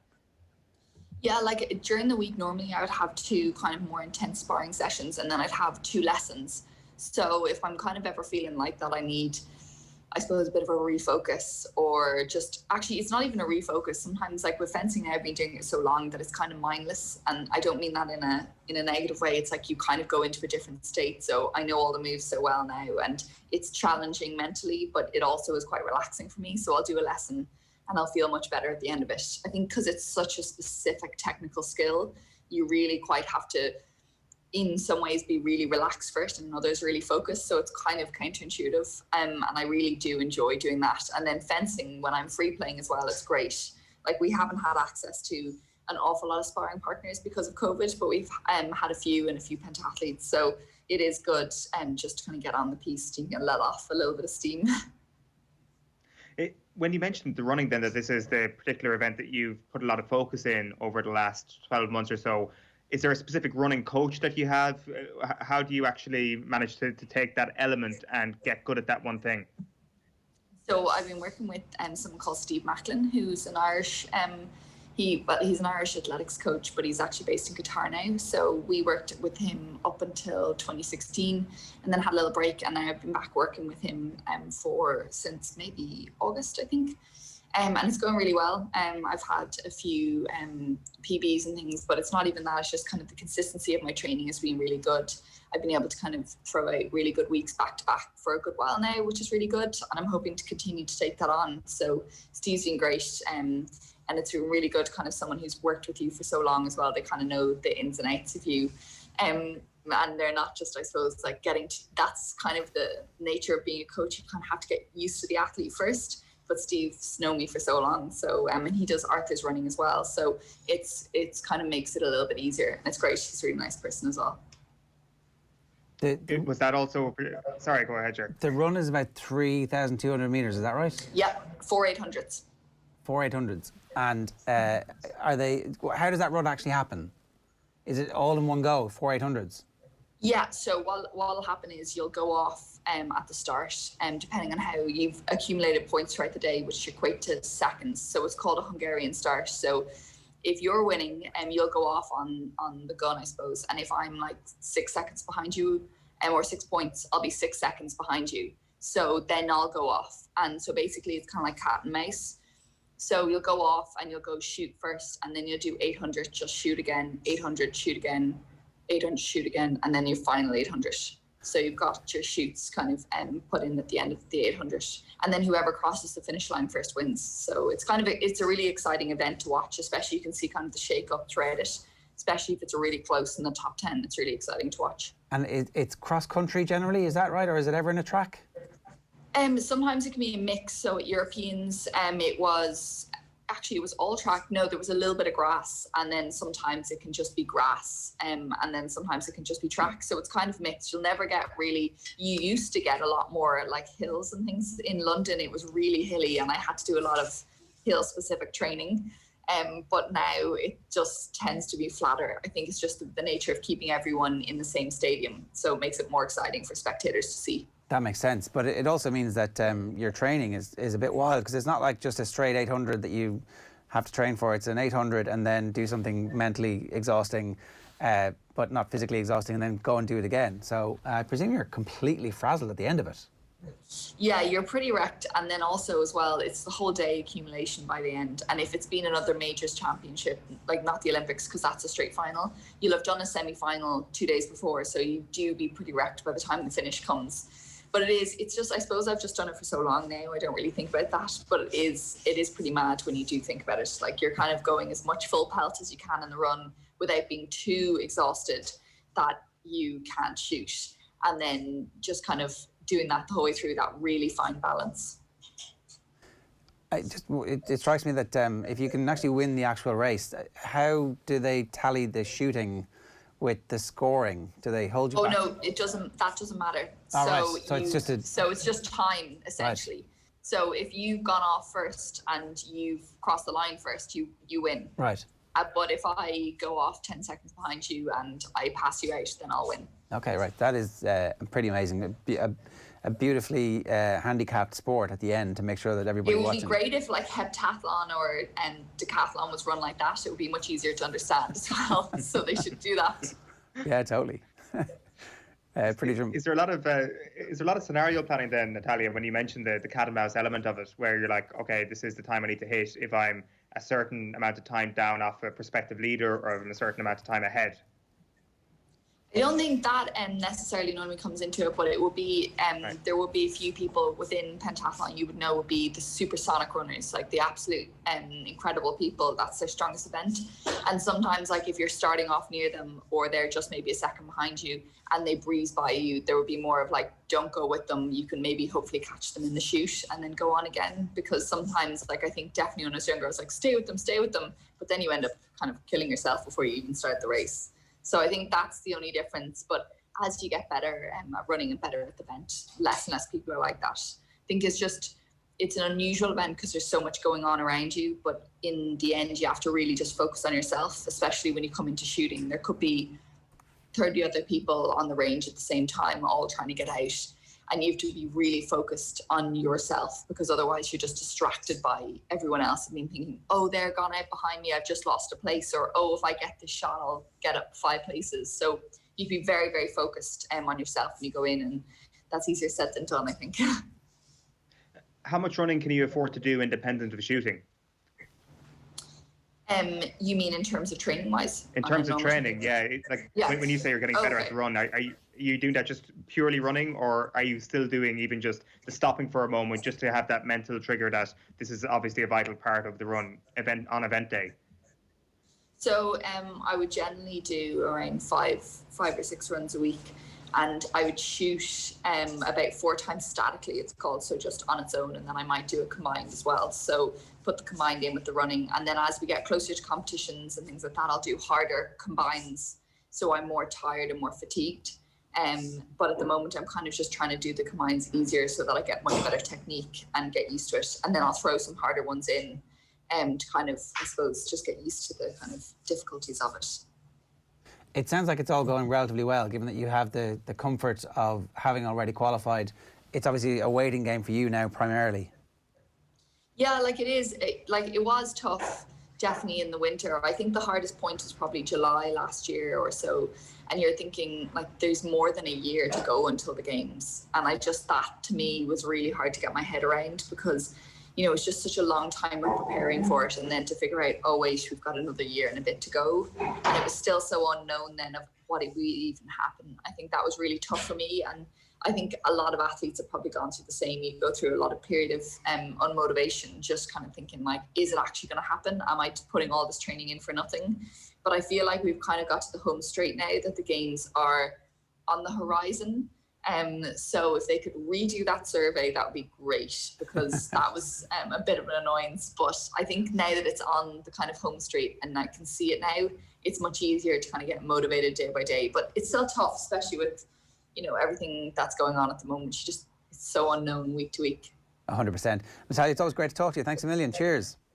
Thanks, man. Best Guys, of luck. Bye. Natalya Coyle there, Irish modern pentathlete, talking to us about her preparation and the countdown, hopefully, to Tokyo 2021 is going to be now. It's 9:06 here this morning on OTB AM, and we're going to take a quick break. We're back with the OTB AM agenda next. OTB AM on OTB Sports Radio, Ireland's first and only sports radio station. The Sunday paper review on OTB. You know, if you wanted to, you know, have one article that basically merited buying the paper alone today, or any paper, this piece with Andy Townsend is absolutely beautiful, because it's a two-piece spread in the Sindo, and it works in so many layers that you don't expect.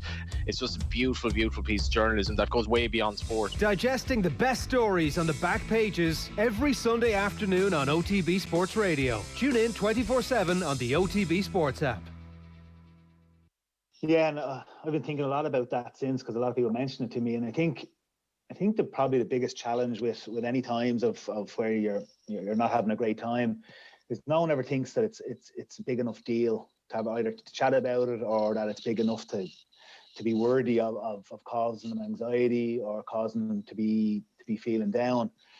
And Jack would say, yeah, probably loads of people say, like, how dare you? You're in an Ireland semi-final. How dare you step away? Or how dare you feel bad after a replay? No, like, it's for me, the way I look at that, it's relative to him. That's his world. That's where he's living.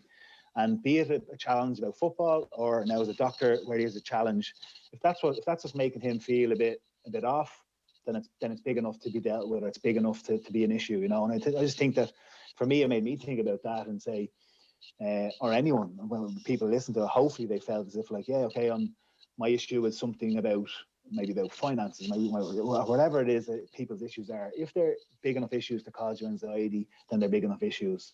Doesn't mean that, no, there's always more tragedy in the world. There's always people that have death and loss and all of this stuff, which is obviously majorly important. But if for your mental health or your headspace, as Jack said, to get in and get out of your head, if something is causing you bother, then it's worth dealing with. It's worth talking about, or it's worth focusing on it, or it's worth trying to get past it. You know what I mean? So that for me was why that really resonated with me, and several people came to me after and kind of and broached that with it, which is great to hear that had an impact on some people. So OTB AM. With Gillette, we don't just play the game, we change it. Gillette, made of what matters. Yeah, it's 9:09. You'll have heard a clip there in the ads from our final bonus episode of the first season of the Bernard Brogan podcast. as we look back on the biggest stories from the first 5 episodes of Season 1. Werner was speaking there about the impact that the Jet McCaffrey episode had on anybody who listened to it. You can check out all the episodes right now in the OTB GAA stream, all brought to you with thanks to SuperValu, proud sponsors of the 2020 All-Ireland Senior Football Championship. Now, I want to talk a little bit about some of the stuff that is in the papers. Obviously, it's mostly Pogba and the rugby stuff on the back of the Times. And then golf turning on Trump is the interesting column in the back of the Telegraph, which is, I think, it's going to be interesting to see exactly how quickly golf tries to distance itself from Trump. That's James Corrigan's piece. He's always thoughtful. And then the Telegraph have an interesting front page where they've got pictures of players celebrating last night in the Premier League matches. So it's a Burnley United game, it's Sheffield United Newcastle, and it's Wolves and Everton. So Everton score a late winner. It's obviously a big goal for Pogba. And from Sheffield United's perspective, it's wild. It's their first win of the entire season, and it's come in the 12th of January. But they have been asked specifically by the authorities in England to stop celebrating. And, you know, the figures aren't great in England. They're pretty bad here now too. But the figures aren't great in England. They haven't been great for a long time. So if rugby has taken a circuit break, is there a possibility that the Premier League might take a circuit break as well? So we're going to wait and see. That's their sports news correspondent writing about that. Yeah, so just very quickly to bring you through the Irish Times headlines I didn't get to. The FAI are confirming that Kelly will not return as goalkeeping coach. And then they've got the match reports as well. Munster and Leinster could meet 4 times before the season's end. That's with the rearranged Pro 14 fixtures. So we heard yesterday about the game between Leinster and Munster going to the 23rd of January. That's a 7:35 kickoff in Thomond Park. And then obviously people talking about Celtic as well. Now I want to play you this. It's Irish footballer Darrell Horgan last night talking with Joe on the football show. We got a first-hand account for the very first time of Wembley-gate, Videogate, whatever the hell it's called. It's not really a gate. It's not a big enough scandal. It's Leak-gate, Weasel-gate, I think would be more appropriate, from last November. Have a look. Yeah. It was out there anyway. And when you saw, did you see Stephen Kenny's comment about feeling, you know, certain people didn't have the best interest of the team at heart? Did you see that? What do you make of that? Do you know what he's talking about there? No, not he's pointing at individuals or whatever. I don't know. Yeah. To be honest with you, I wouldn't have thought there was anyone in the setup kind of not with the team's best interest at heart. Yeah. You know, everyone wants to go out and win and play well, and you know, from what I saw, people were enjoying it. I know obviously not ideal when you're not winning, but people were enjoying the camps, even though they were crazy, ins and outs. So I couldn't have said, oh, it was him or it was him or it was him. I just don't know. Yeah, you sound just like you were a little bit bemused by the whole thing, surprised by the whole thing. Yeah, I suppose, like, in a way, football never ceases to amaze the kind of the stuff that does go on, and kind of storm in a teacup type things, just press for press sake at times as well. You know, yeah. It was a nice easy one for people who wanted to put the boot in on Kenny because, you know, the results hadn't been great, and they probably felt that, you know, oh, this is another little kick down, because you know, I think towards the end of the Martin O'Neill kind of era, you know, there was a lot of stuff that kind of was held until the opportune moment and then unleashed on him. That's really interesting, Eoin. I think the footballers have watched this process unfold before. Like my instinct is that the players and certainly the Republic of Ireland fans are more behind Stephen Kenny now than they ever have been. The Damien Duff thing is a little bit of a wrinkle in all that because Duffer was very popular, although he blotted his copybook by giving out about the tennis ball protest, which ultimately proved to be quite important and was the right thing to do. And it's like, you know, if that's what the fans want to do, let the fans do it because they are entitled to their voice and they thought the FAI is being chronically mismanaged. So, you know, I just feel like it is actually the point you were making earlier on about the fans in the stadium at Old Trafford. I think if the fans were in the stadium for an Ireland game, they'd be chanting Stephen Kenny's name. I was just about to say that it actually is the very same when Andy Mitten is getting very wound up with how Manchester United fans have been talking about Solskjaer online. we have to remember that that is how our view of Stephen Kenny and his detractors is being informed as well. It's entirely on social media, it's on forums if that's what you read, and maybe one or two major voices in the media. Maybe one or two. Like, is there even one or two? There are people who are very definitely in the old school who were on the side of Mick McCarthy and felt that he got a bum deal. And you can see that there are people who are putting bits together and building this into this. It's Alan Kelly. No one really thought Alan Kelly was a huge influence in the Republic of Ireland setup. He was a goalkeeping coach.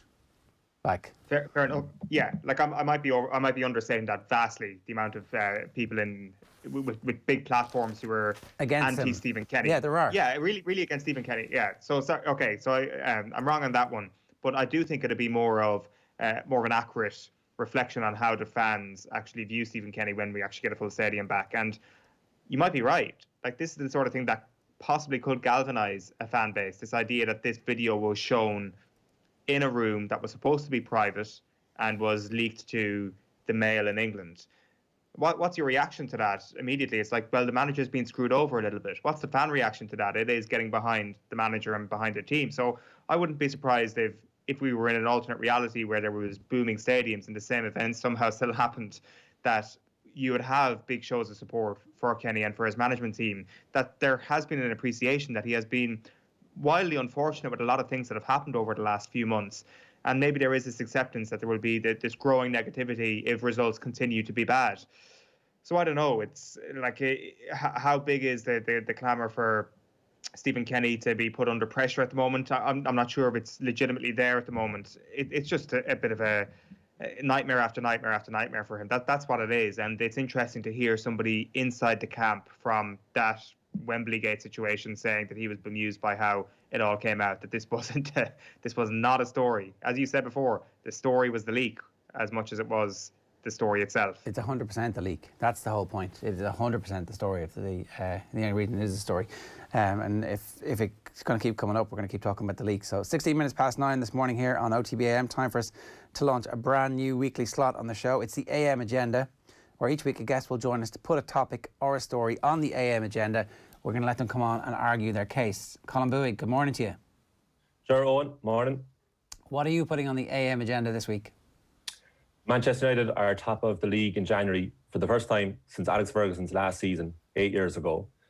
As much as I love and adore Ole Gunnar Solskjaer, the player in person, and as much as I like Ole Gunnar Solskjaer, the manager, I do not believe still that Ole Gunnar Solskjaer is the right man to lead Manchester United.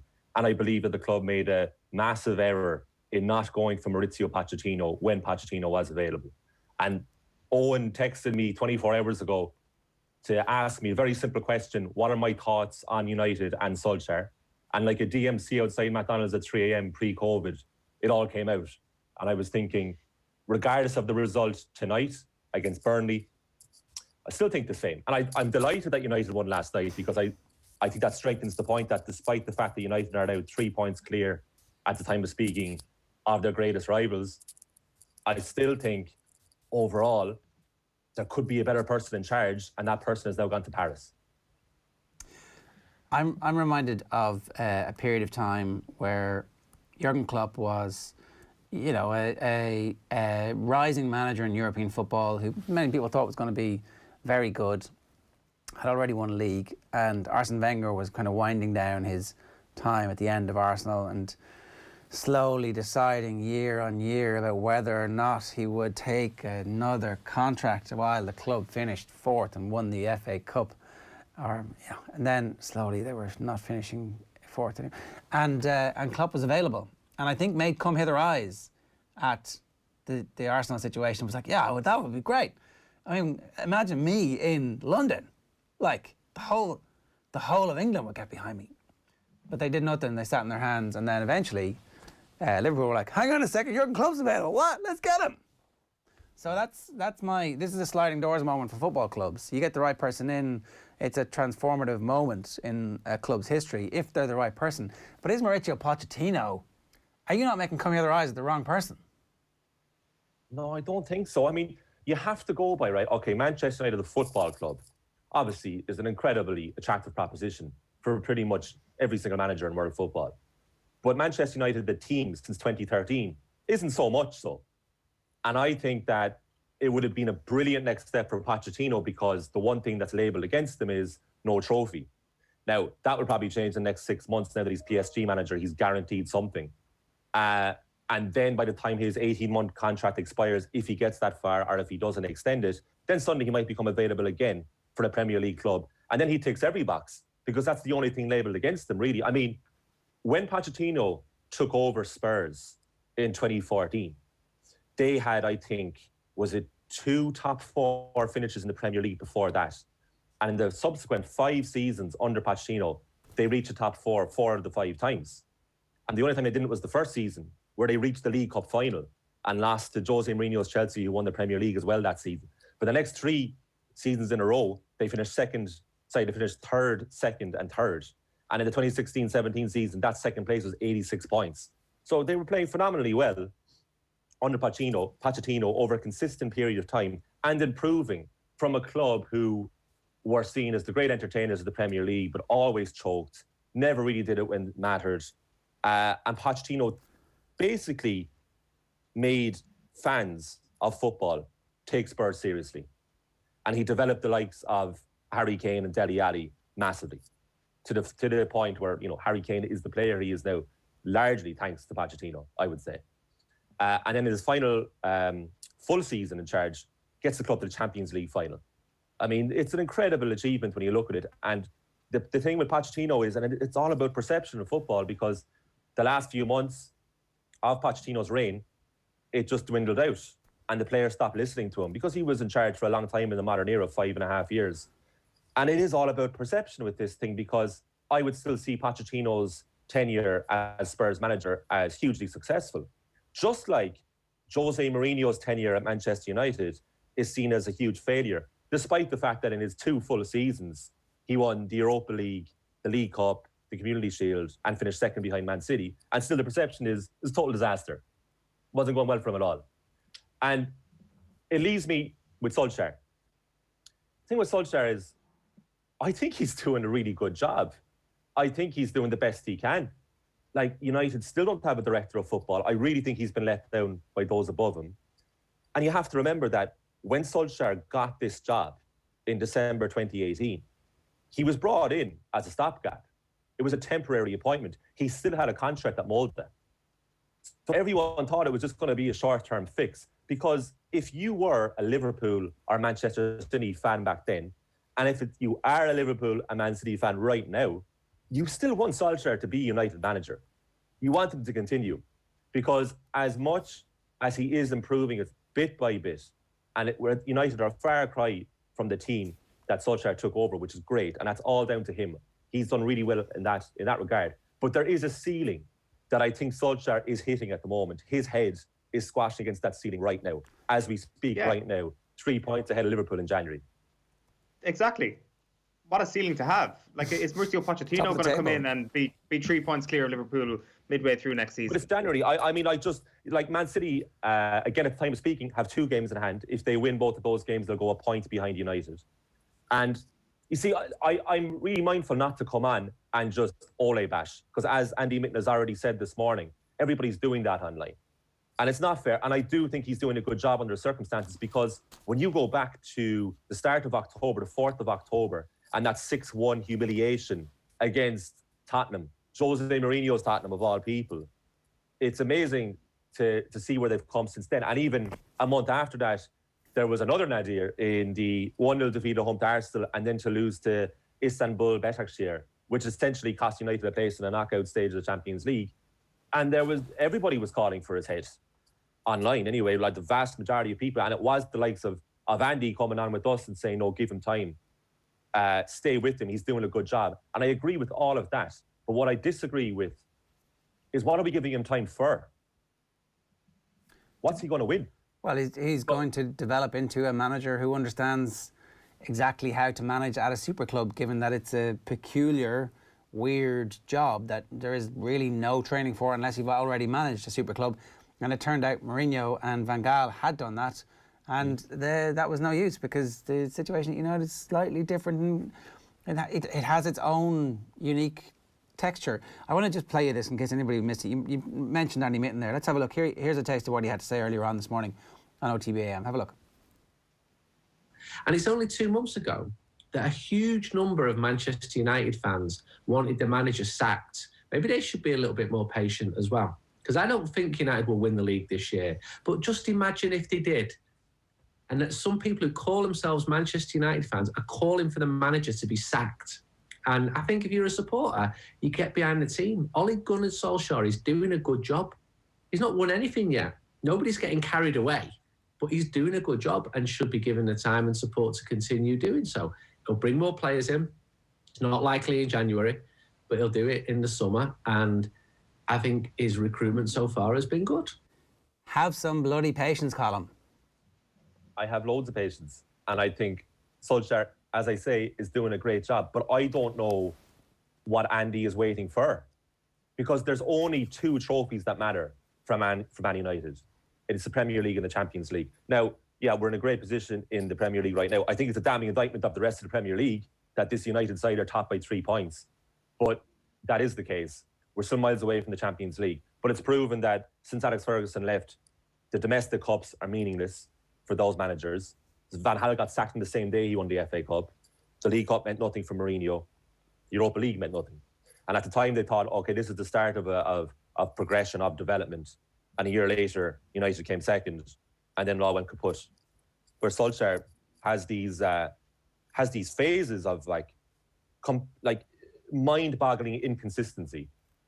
Like the thing that rankles with me is that, you know, United could so easily have lost 1-0 to Burnley, and there'd be no rhyme or rhythm to it. Just as there isn't that they won the game. I mean, Ger, you yourself said this morning that you disagreed with his midfield lineup. And I got the tone from you that United won in spite of Solskjaer because of Paul Pogba. And I go back to it. If Solskjaer left United in the morning, what club would take him? You know, if you're Man City or Liverpool, you want him to stay as United manager. And again, I'm going back, like Solskjaer, he won the league with the Man United reserves in 2010. He won back-to-back leagues with Molde in the Norwegian League. They've only won it twice since then, since 2011. Rosenborg have dominated it. And so his only really bad spell was with Cardiff in 2014. And that was a basket case. The ownership was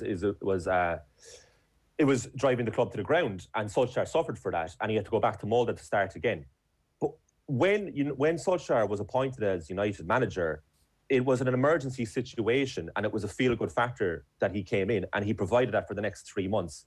And then Ed Woodward got very excited after that PSG game, as did Gary Neville, as did Rio Ferdinand, as did most of the internet.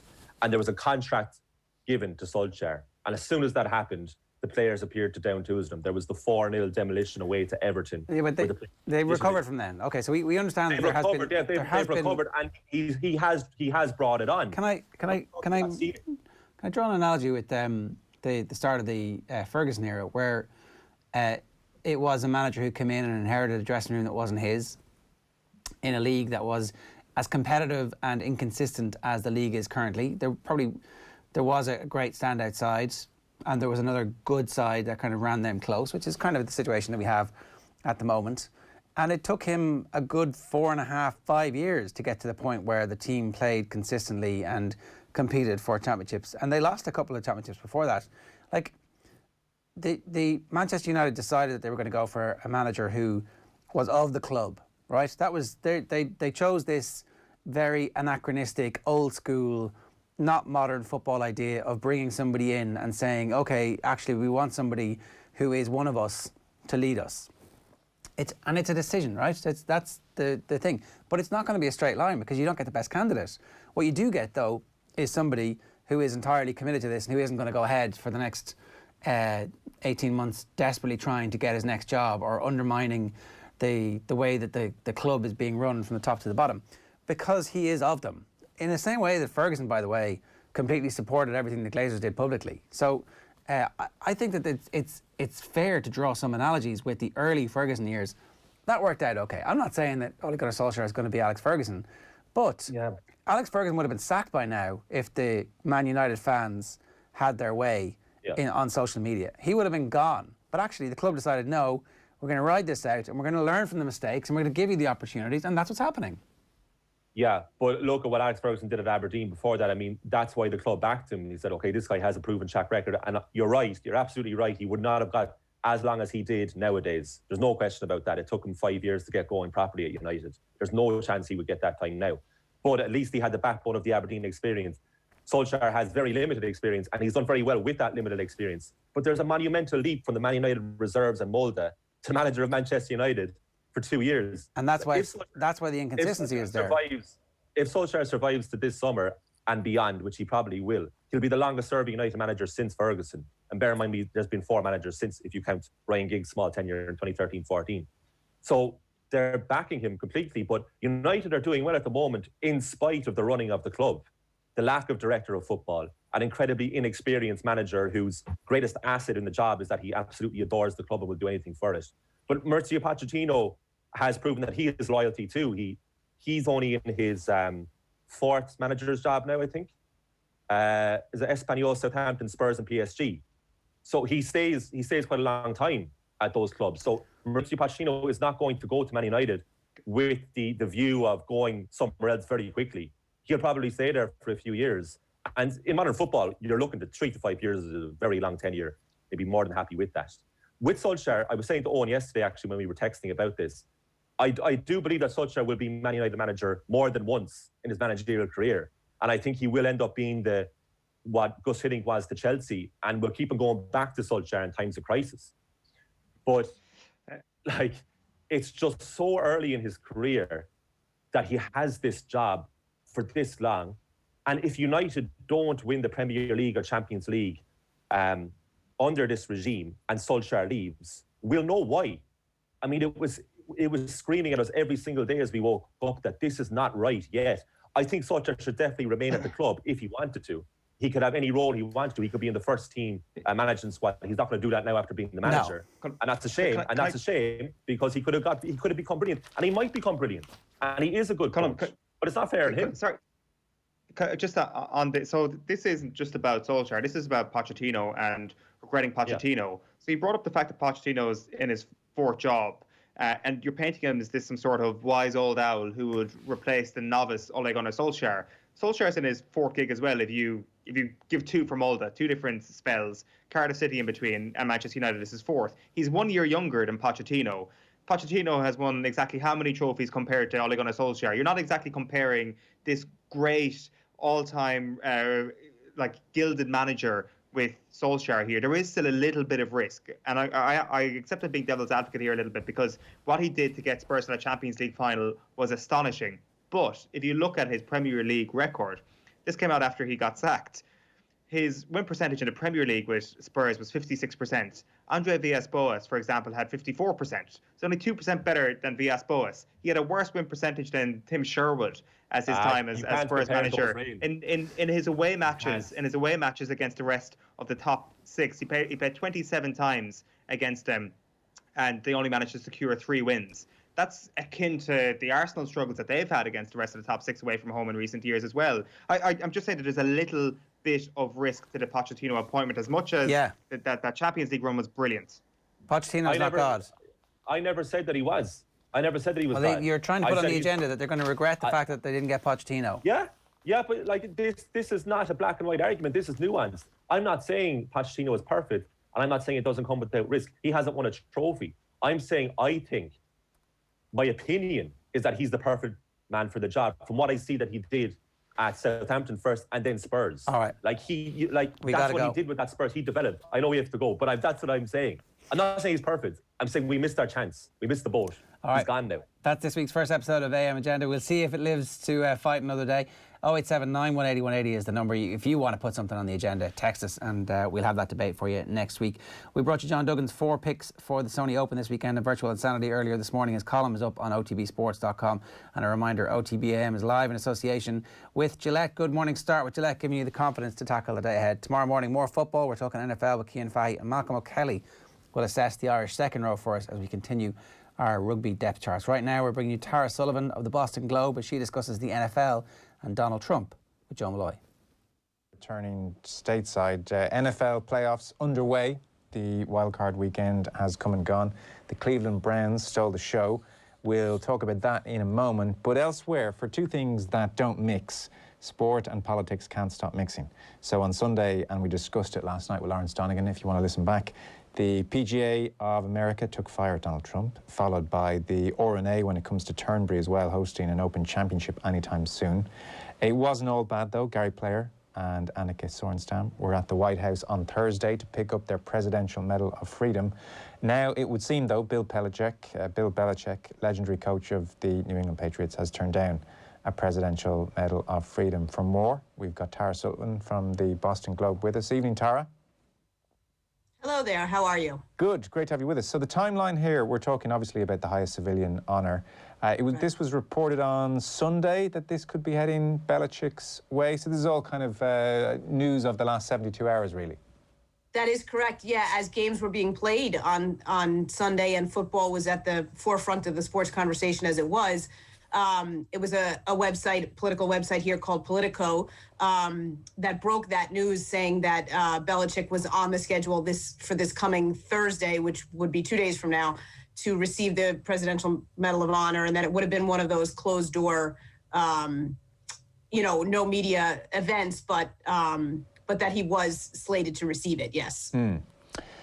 So he came under pretty significant pressure, as I understand it. I know you wrote a column to the effect of similar to those of your colleagues, like Bob Ryan, a colleague of yours at the Globe. If this story about Belichick accepting the Medal of Freedom from the disgraced occupant of the White House is true, he's dead to me. Say it ain't so, Bill. And then Dan Shaughnessy as well, I saw, said if he receives the award, it makes things difficult for him in his locker room and in this community. Sentiments you probably agreed with. This was a big no-no if Bill was thinking about this. It was, and listen, I wrote it, and I did say, just don't do it, Bill. Appreciate the offer, but politely decline, because, listen, I understand that's a really difficult thing to do. That's a personal sacrifice, right, to say no to the highest civilian honor that we have in the United States. But it doesn't happen without the context and where we are as a nation right now, and what has been going on at the White House, at the Capitol, in Washington, D.C. So Bill Belichick has built his coaching career, maybe the best coaching career of all time, on one simple principle, which is team above self. And I just felt very strongly that if he accepted this personal honor, it would offend his team in such a manner, and it would be such a distraction, and it would put himself above that team. And he just needed to make that sacrifice, because I could not imagine him returning to his locker room full of, mostly black athletes who have butted heads with President Trump, and NFL players who have been, just really, really criticized by him. And it just would have been very difficult. And it would have been hard enough under any circumstance. But this past week in American politics, with the attack on the Capitol and the role it appears Trump played in that, I just think it was untenable, and he could not be seen in a photo op with the president under that circumstance. And so the Patriots dressing room has been engaged with the Trump issue, has it?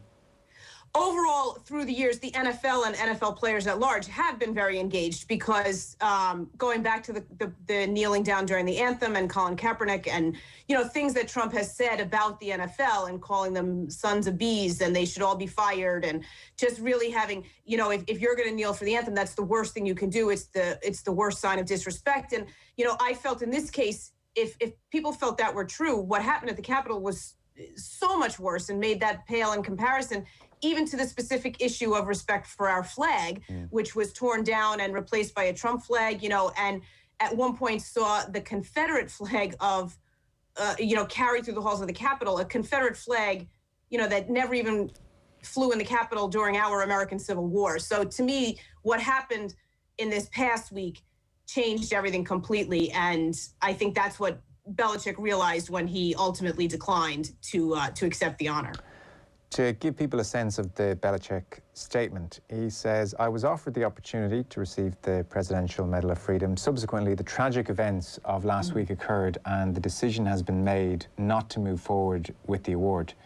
And then he went on to say that he's an American citizen with great reverence for our nation's values, freedom and democracy. I know I also represent my family and the New England Patriots team. Remaining true to the people, team and country I love outweigh the benefits of any individual award. That does read as team first here. It does read as if I'm a legend in Massachusetts. This is Democrat land. This is home to the Kennedys. Frankly, I'd be killed. As opposed to, I saw what went on. I thought this was a disgrace. I wrote a letter to this guy in 2016. I know I'm ashamed to be associated with him. Therefore, I declined the offer. It does seem more of the former than the latter, I have to say. And I could agree with you there, and certainly that's why, you know, I have no doubt it was a difficult decision, but I think he had to realize, yes, what the repercussion would have been to his professional career. You know, I literally have 120 unopened emails still to go through, but I can tell you that every one of them, nearly every one of them is, if he does this, I'm dropping my season tickets. And I have no doubt that Patriots people were letting Bill know that, and that they felt this is a guy who was raised in a military family. His father has a Navy background, and, you know, that it just would be insulting. And I do think it's obvious he doesn't reference President Trump directly, and, you know, he doesn't say anything, you know, about him or politics in general. He just says they were disgraceful, and I think he tried to tread that line, but ultimately for me, he did the right thing. So, you know, I kind of understand where that statement came from. Yes, I guess actions speak louder than words, he might argue. Belichick's relationship with Trump. So 2016, this kind of came to the fore. Trump was in Manchester, New Hampshire, and he was, this was close to election time. And in a very Trump way, he said, I've got this lovely letter from Bill Belichick, and I'm going to read it out, because that's just the kind of thing Trump does. So the letter that Belichick had sent Trump in 2016 said, congratulations on a tremendous campaign. You have dealt with an unbelievably slanted and negative media. That's you he's talking about, Tara. And you've come out beautifully, beautifully. You've proved to be the ultimate competitor and fighter. Your leadership is amazing. I have always had tremendous respect for you, but the toughness and perseverance you've displayed over the past year is remarkable. Hopefully, tomorrow's election results will give the opportunity to make America great again. Best wishes for great results tomorrow. And then I presume it said, lots of love, Bill. So like this is, you know, 60% Hillary territory in 2016, 65% Biden in 2020. How did that go down at the time? Did he get much heat for that? He did get heat, but it's very difficult with Belichick, because to cover him and to try to deal with him media-wise, he just doesn't engage, right? He's the best I've ever seen at not being drawn into a conversation that he has no interest in having. So that's it. The letter is out there, but he's never talked about it. It's not something that has ever come up. So it's hard to continue extending that conversation. And by rights at that point, before we actually had gone through the 4-year administration of Trump, there were a lot of people who felt the same way, who may have since changed their minds. I don't know. And I don't know if Belichick has either.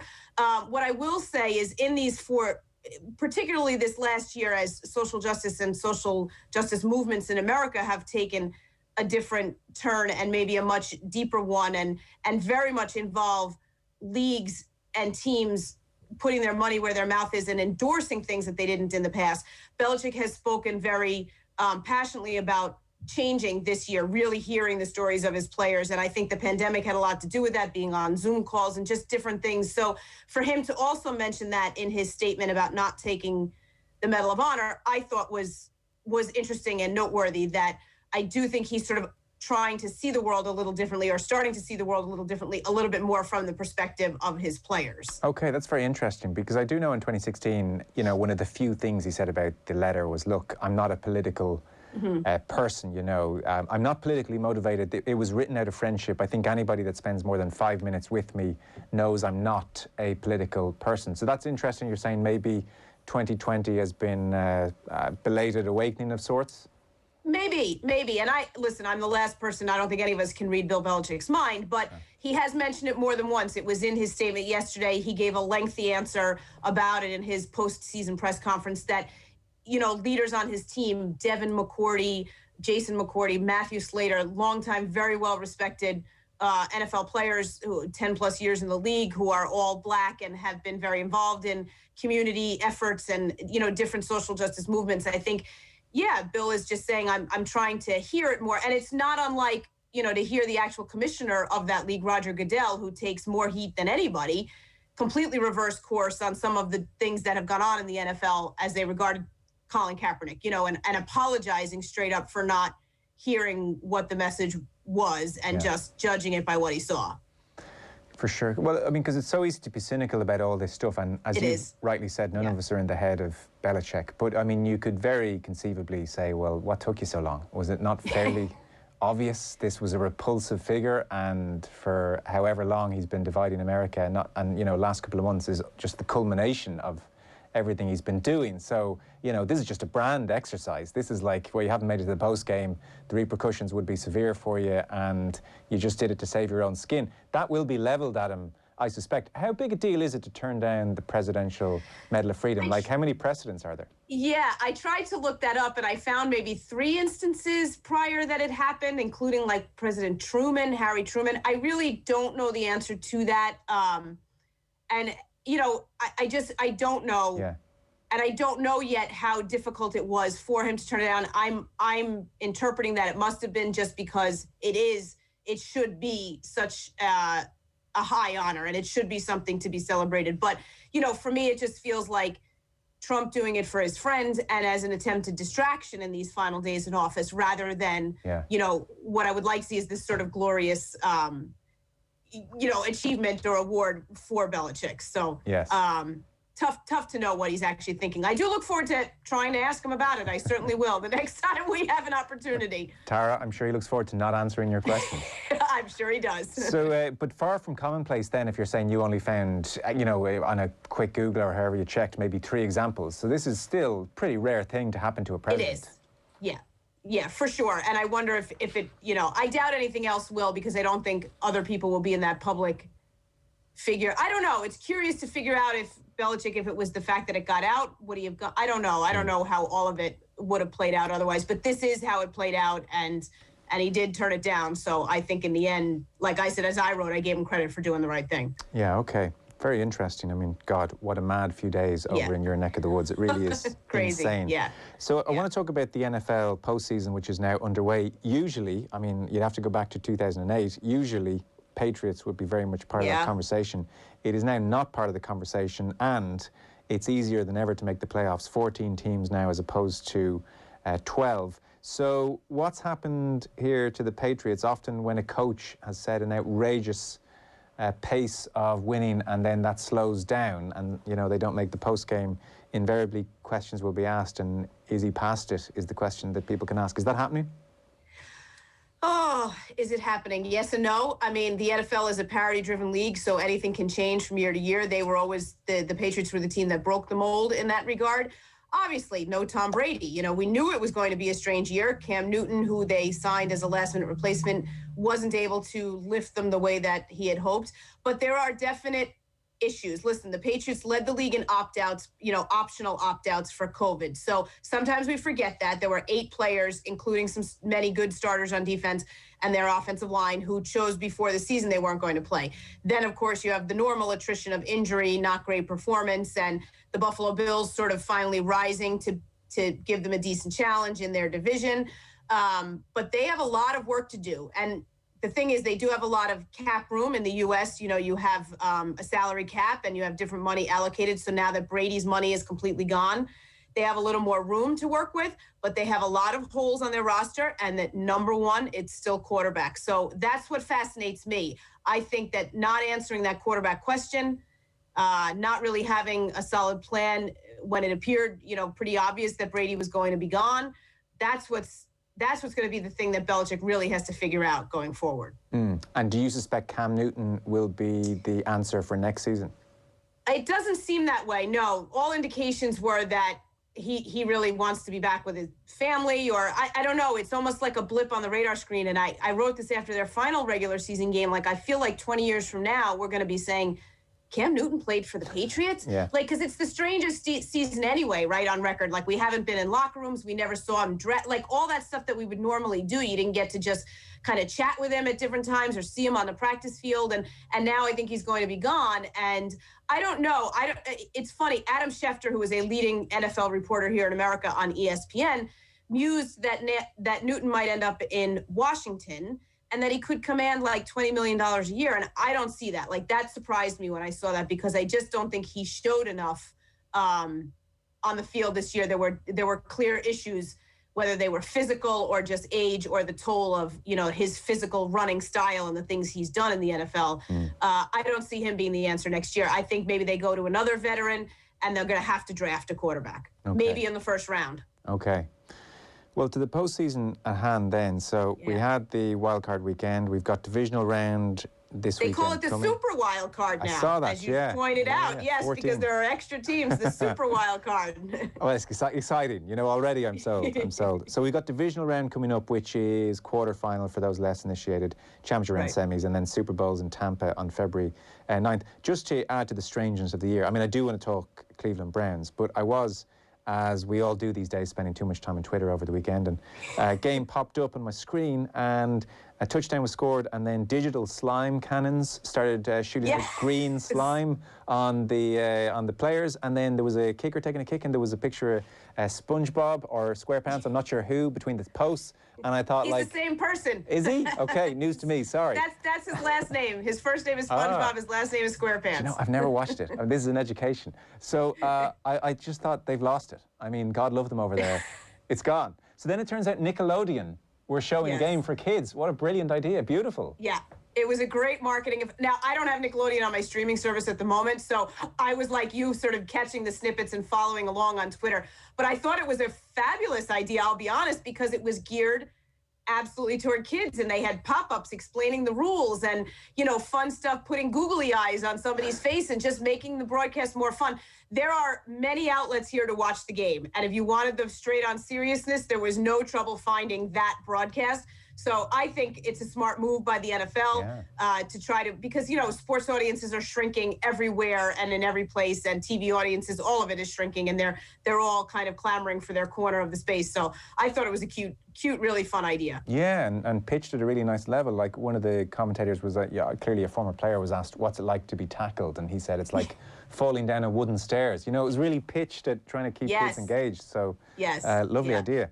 The Cleveland Browns then, this is kind of the story of the weekend, I guess. First time in the playoffs in 18 years and their first win in the playoffs in 26 years. And the mad thing was, I mean, they're up against the Pittsburgh Steelers.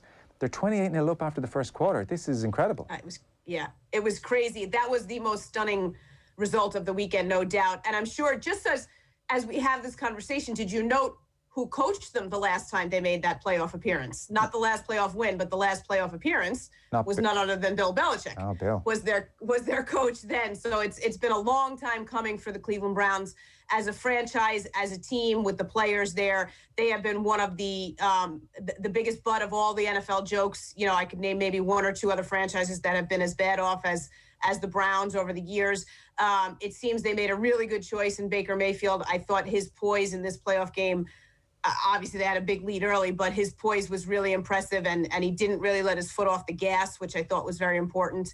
But given everything, their coach at home in his basement, watching the game like an average person because he had COVID and not having half of their coaching staff, and to pull that off, it's such a credit to how ready they were and how much they've rebuilt that franchise in a year under a new coach. Yeah.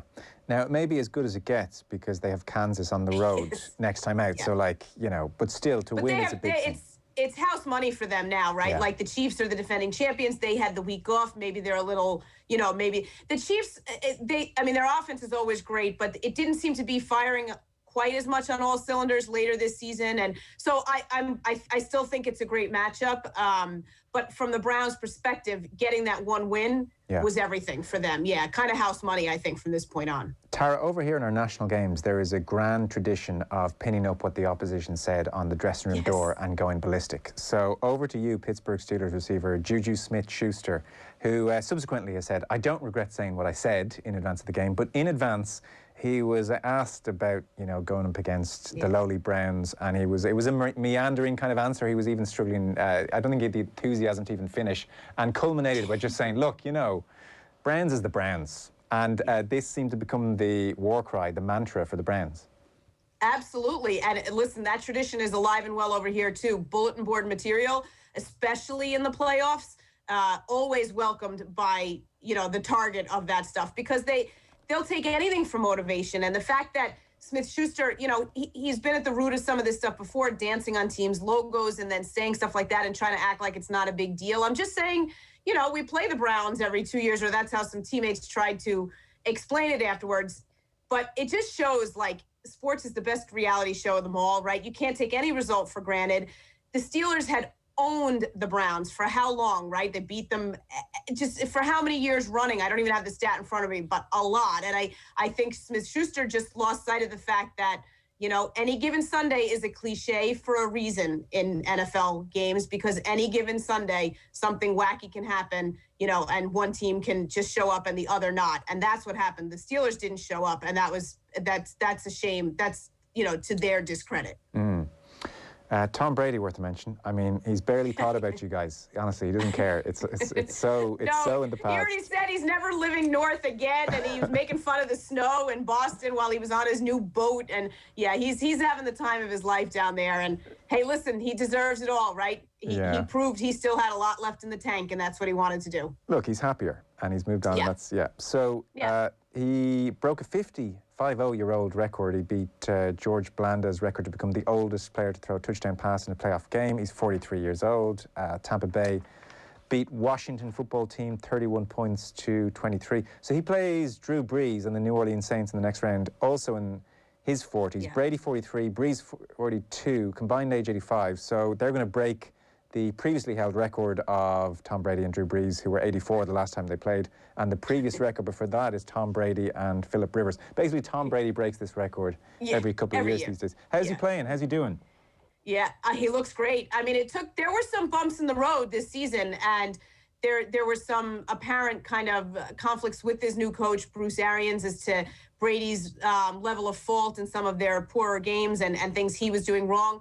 But ultimately, they have hit a stride, and I think they're rolling right now. I mean, he looks good. He has so many weapons, and that was the big complaint. I think that was his big frustration by the end of his time in New England, is that they just didn't continue to build around him and give him enough, weapons. So to see guys like Mike Evans or having Gronkowski back in that mix, but so many other great players down there, like that has just made a difference for him. And he looks great. His arm looks good. He's never going to be mobile, but he's holding up fine in the pocket. If they get pressure on him, that's the key. That's the key. He actually has the worst statistic. There's a stat called quarterback rating, and his has the largest drop off, like from when he's not pressured to when he is pressured of anybody still playing or anybody in the league this season. So, I mean, I think that's going to be the key, and he is going up against a much better defense. And I was going to say, Washington came at him with some bulletin board material. You have a young, great defensive lineman on the Washington football team who said the minute he won the previous game, said, I want Tom Brady. I mean, you might as well just hand the red meat to the bear, right? I mean, I couldn't believe he did that. But Brady is rolling. It's going to be a fun game. I mean, that's the prime time. That's got the last slot of the weekend, and that's the one everybody's looking forward to the most, I think. Are they? Okay. But we haven't even mentioned Aaron Rodgers, right? Okay, I think what's so interesting when you mentioned Brees and Brady and the age, and then you throw in a Rodgers, and I know Rivers was there. Like, it just reminds me that, obviously the quarterback is the key, right? Everybody needs a quarterback, and there's always so much hype and excitement about the young guys coming in, but the experience matters a lot too, and I think that's what we're going to see a little bit in the playoffs and what we'll see in that game. Yeah, and look, aging is changing. We're all eating better, living better. Very great point. The picture of Brady at 43 and George Blanda at 43, I mean, Blanda looks about 90, you know what I mean? Like, it's so true, yeah. Great point. Yes, one looks like he could have been the other's father, for sure. A little bit. So this weekend, if people are kind of sitting down and saying, I want to get stuck into some sport, you can tell me where the shock's going to happen or what game you think is worth definitely keeping an eye on. On Saturday, Green Bay very much expected to beat the LA Rams. You have the Bulls expected to beat the Ravens on Saturday evening. Then Sunday, Kansas will almost certainly beat the Browns. The Browns is the Browns after all. And then Tampa Bay, Tom Brady against New Orleans Saints. The Saints are favourites there. So are you expecting a shock anywhere along the way? I think the Ravens will really give the Bills a game, and it's not a knock on the Bills because I think that they have a relatively young quarterback who's really come into his own, Josh Allen, and they have a very, very balanced roster, which I think is a real credit to what they built. But the Ravens, if people remember, like last year, they were the top seed and got upset early, and I think they're a bit on a mission, and they've hit a stride late. They had to work their tails off to get into the playoffs. They have Lamar Jackson, who is a former league MVP. Only a year ago, he looked like Lamar Jackson this past weekend. So to me, that's, if I had to pick an upset, I'd probably go Ravens, but it's with a very slim margin. I think that's going to be an excellent game. Physical as all get out and really fun to watch. Okay, great. Any of them on Nickelodeon? I don't know, actually. That's a great question. As I said, I don't have Nickelodeon on I cut the cord over here, so I don't have it. But worth a look if anybody is looking for something different and fun and needs little pop-ups explaining a little bit of what's going on. Listen, I am that guy. Tara Sullivan from the Boston Globe. Thanks so much. Appreciate it, Tara. Thank you. Have a great one. Stay well. Likewise. That's Tara Sullivan there from the Boston Globe. OTB AM. With Gillette, we don't just play the game, we change it. Gillette, made of what matters. Looking for a football show with a bit of a twist?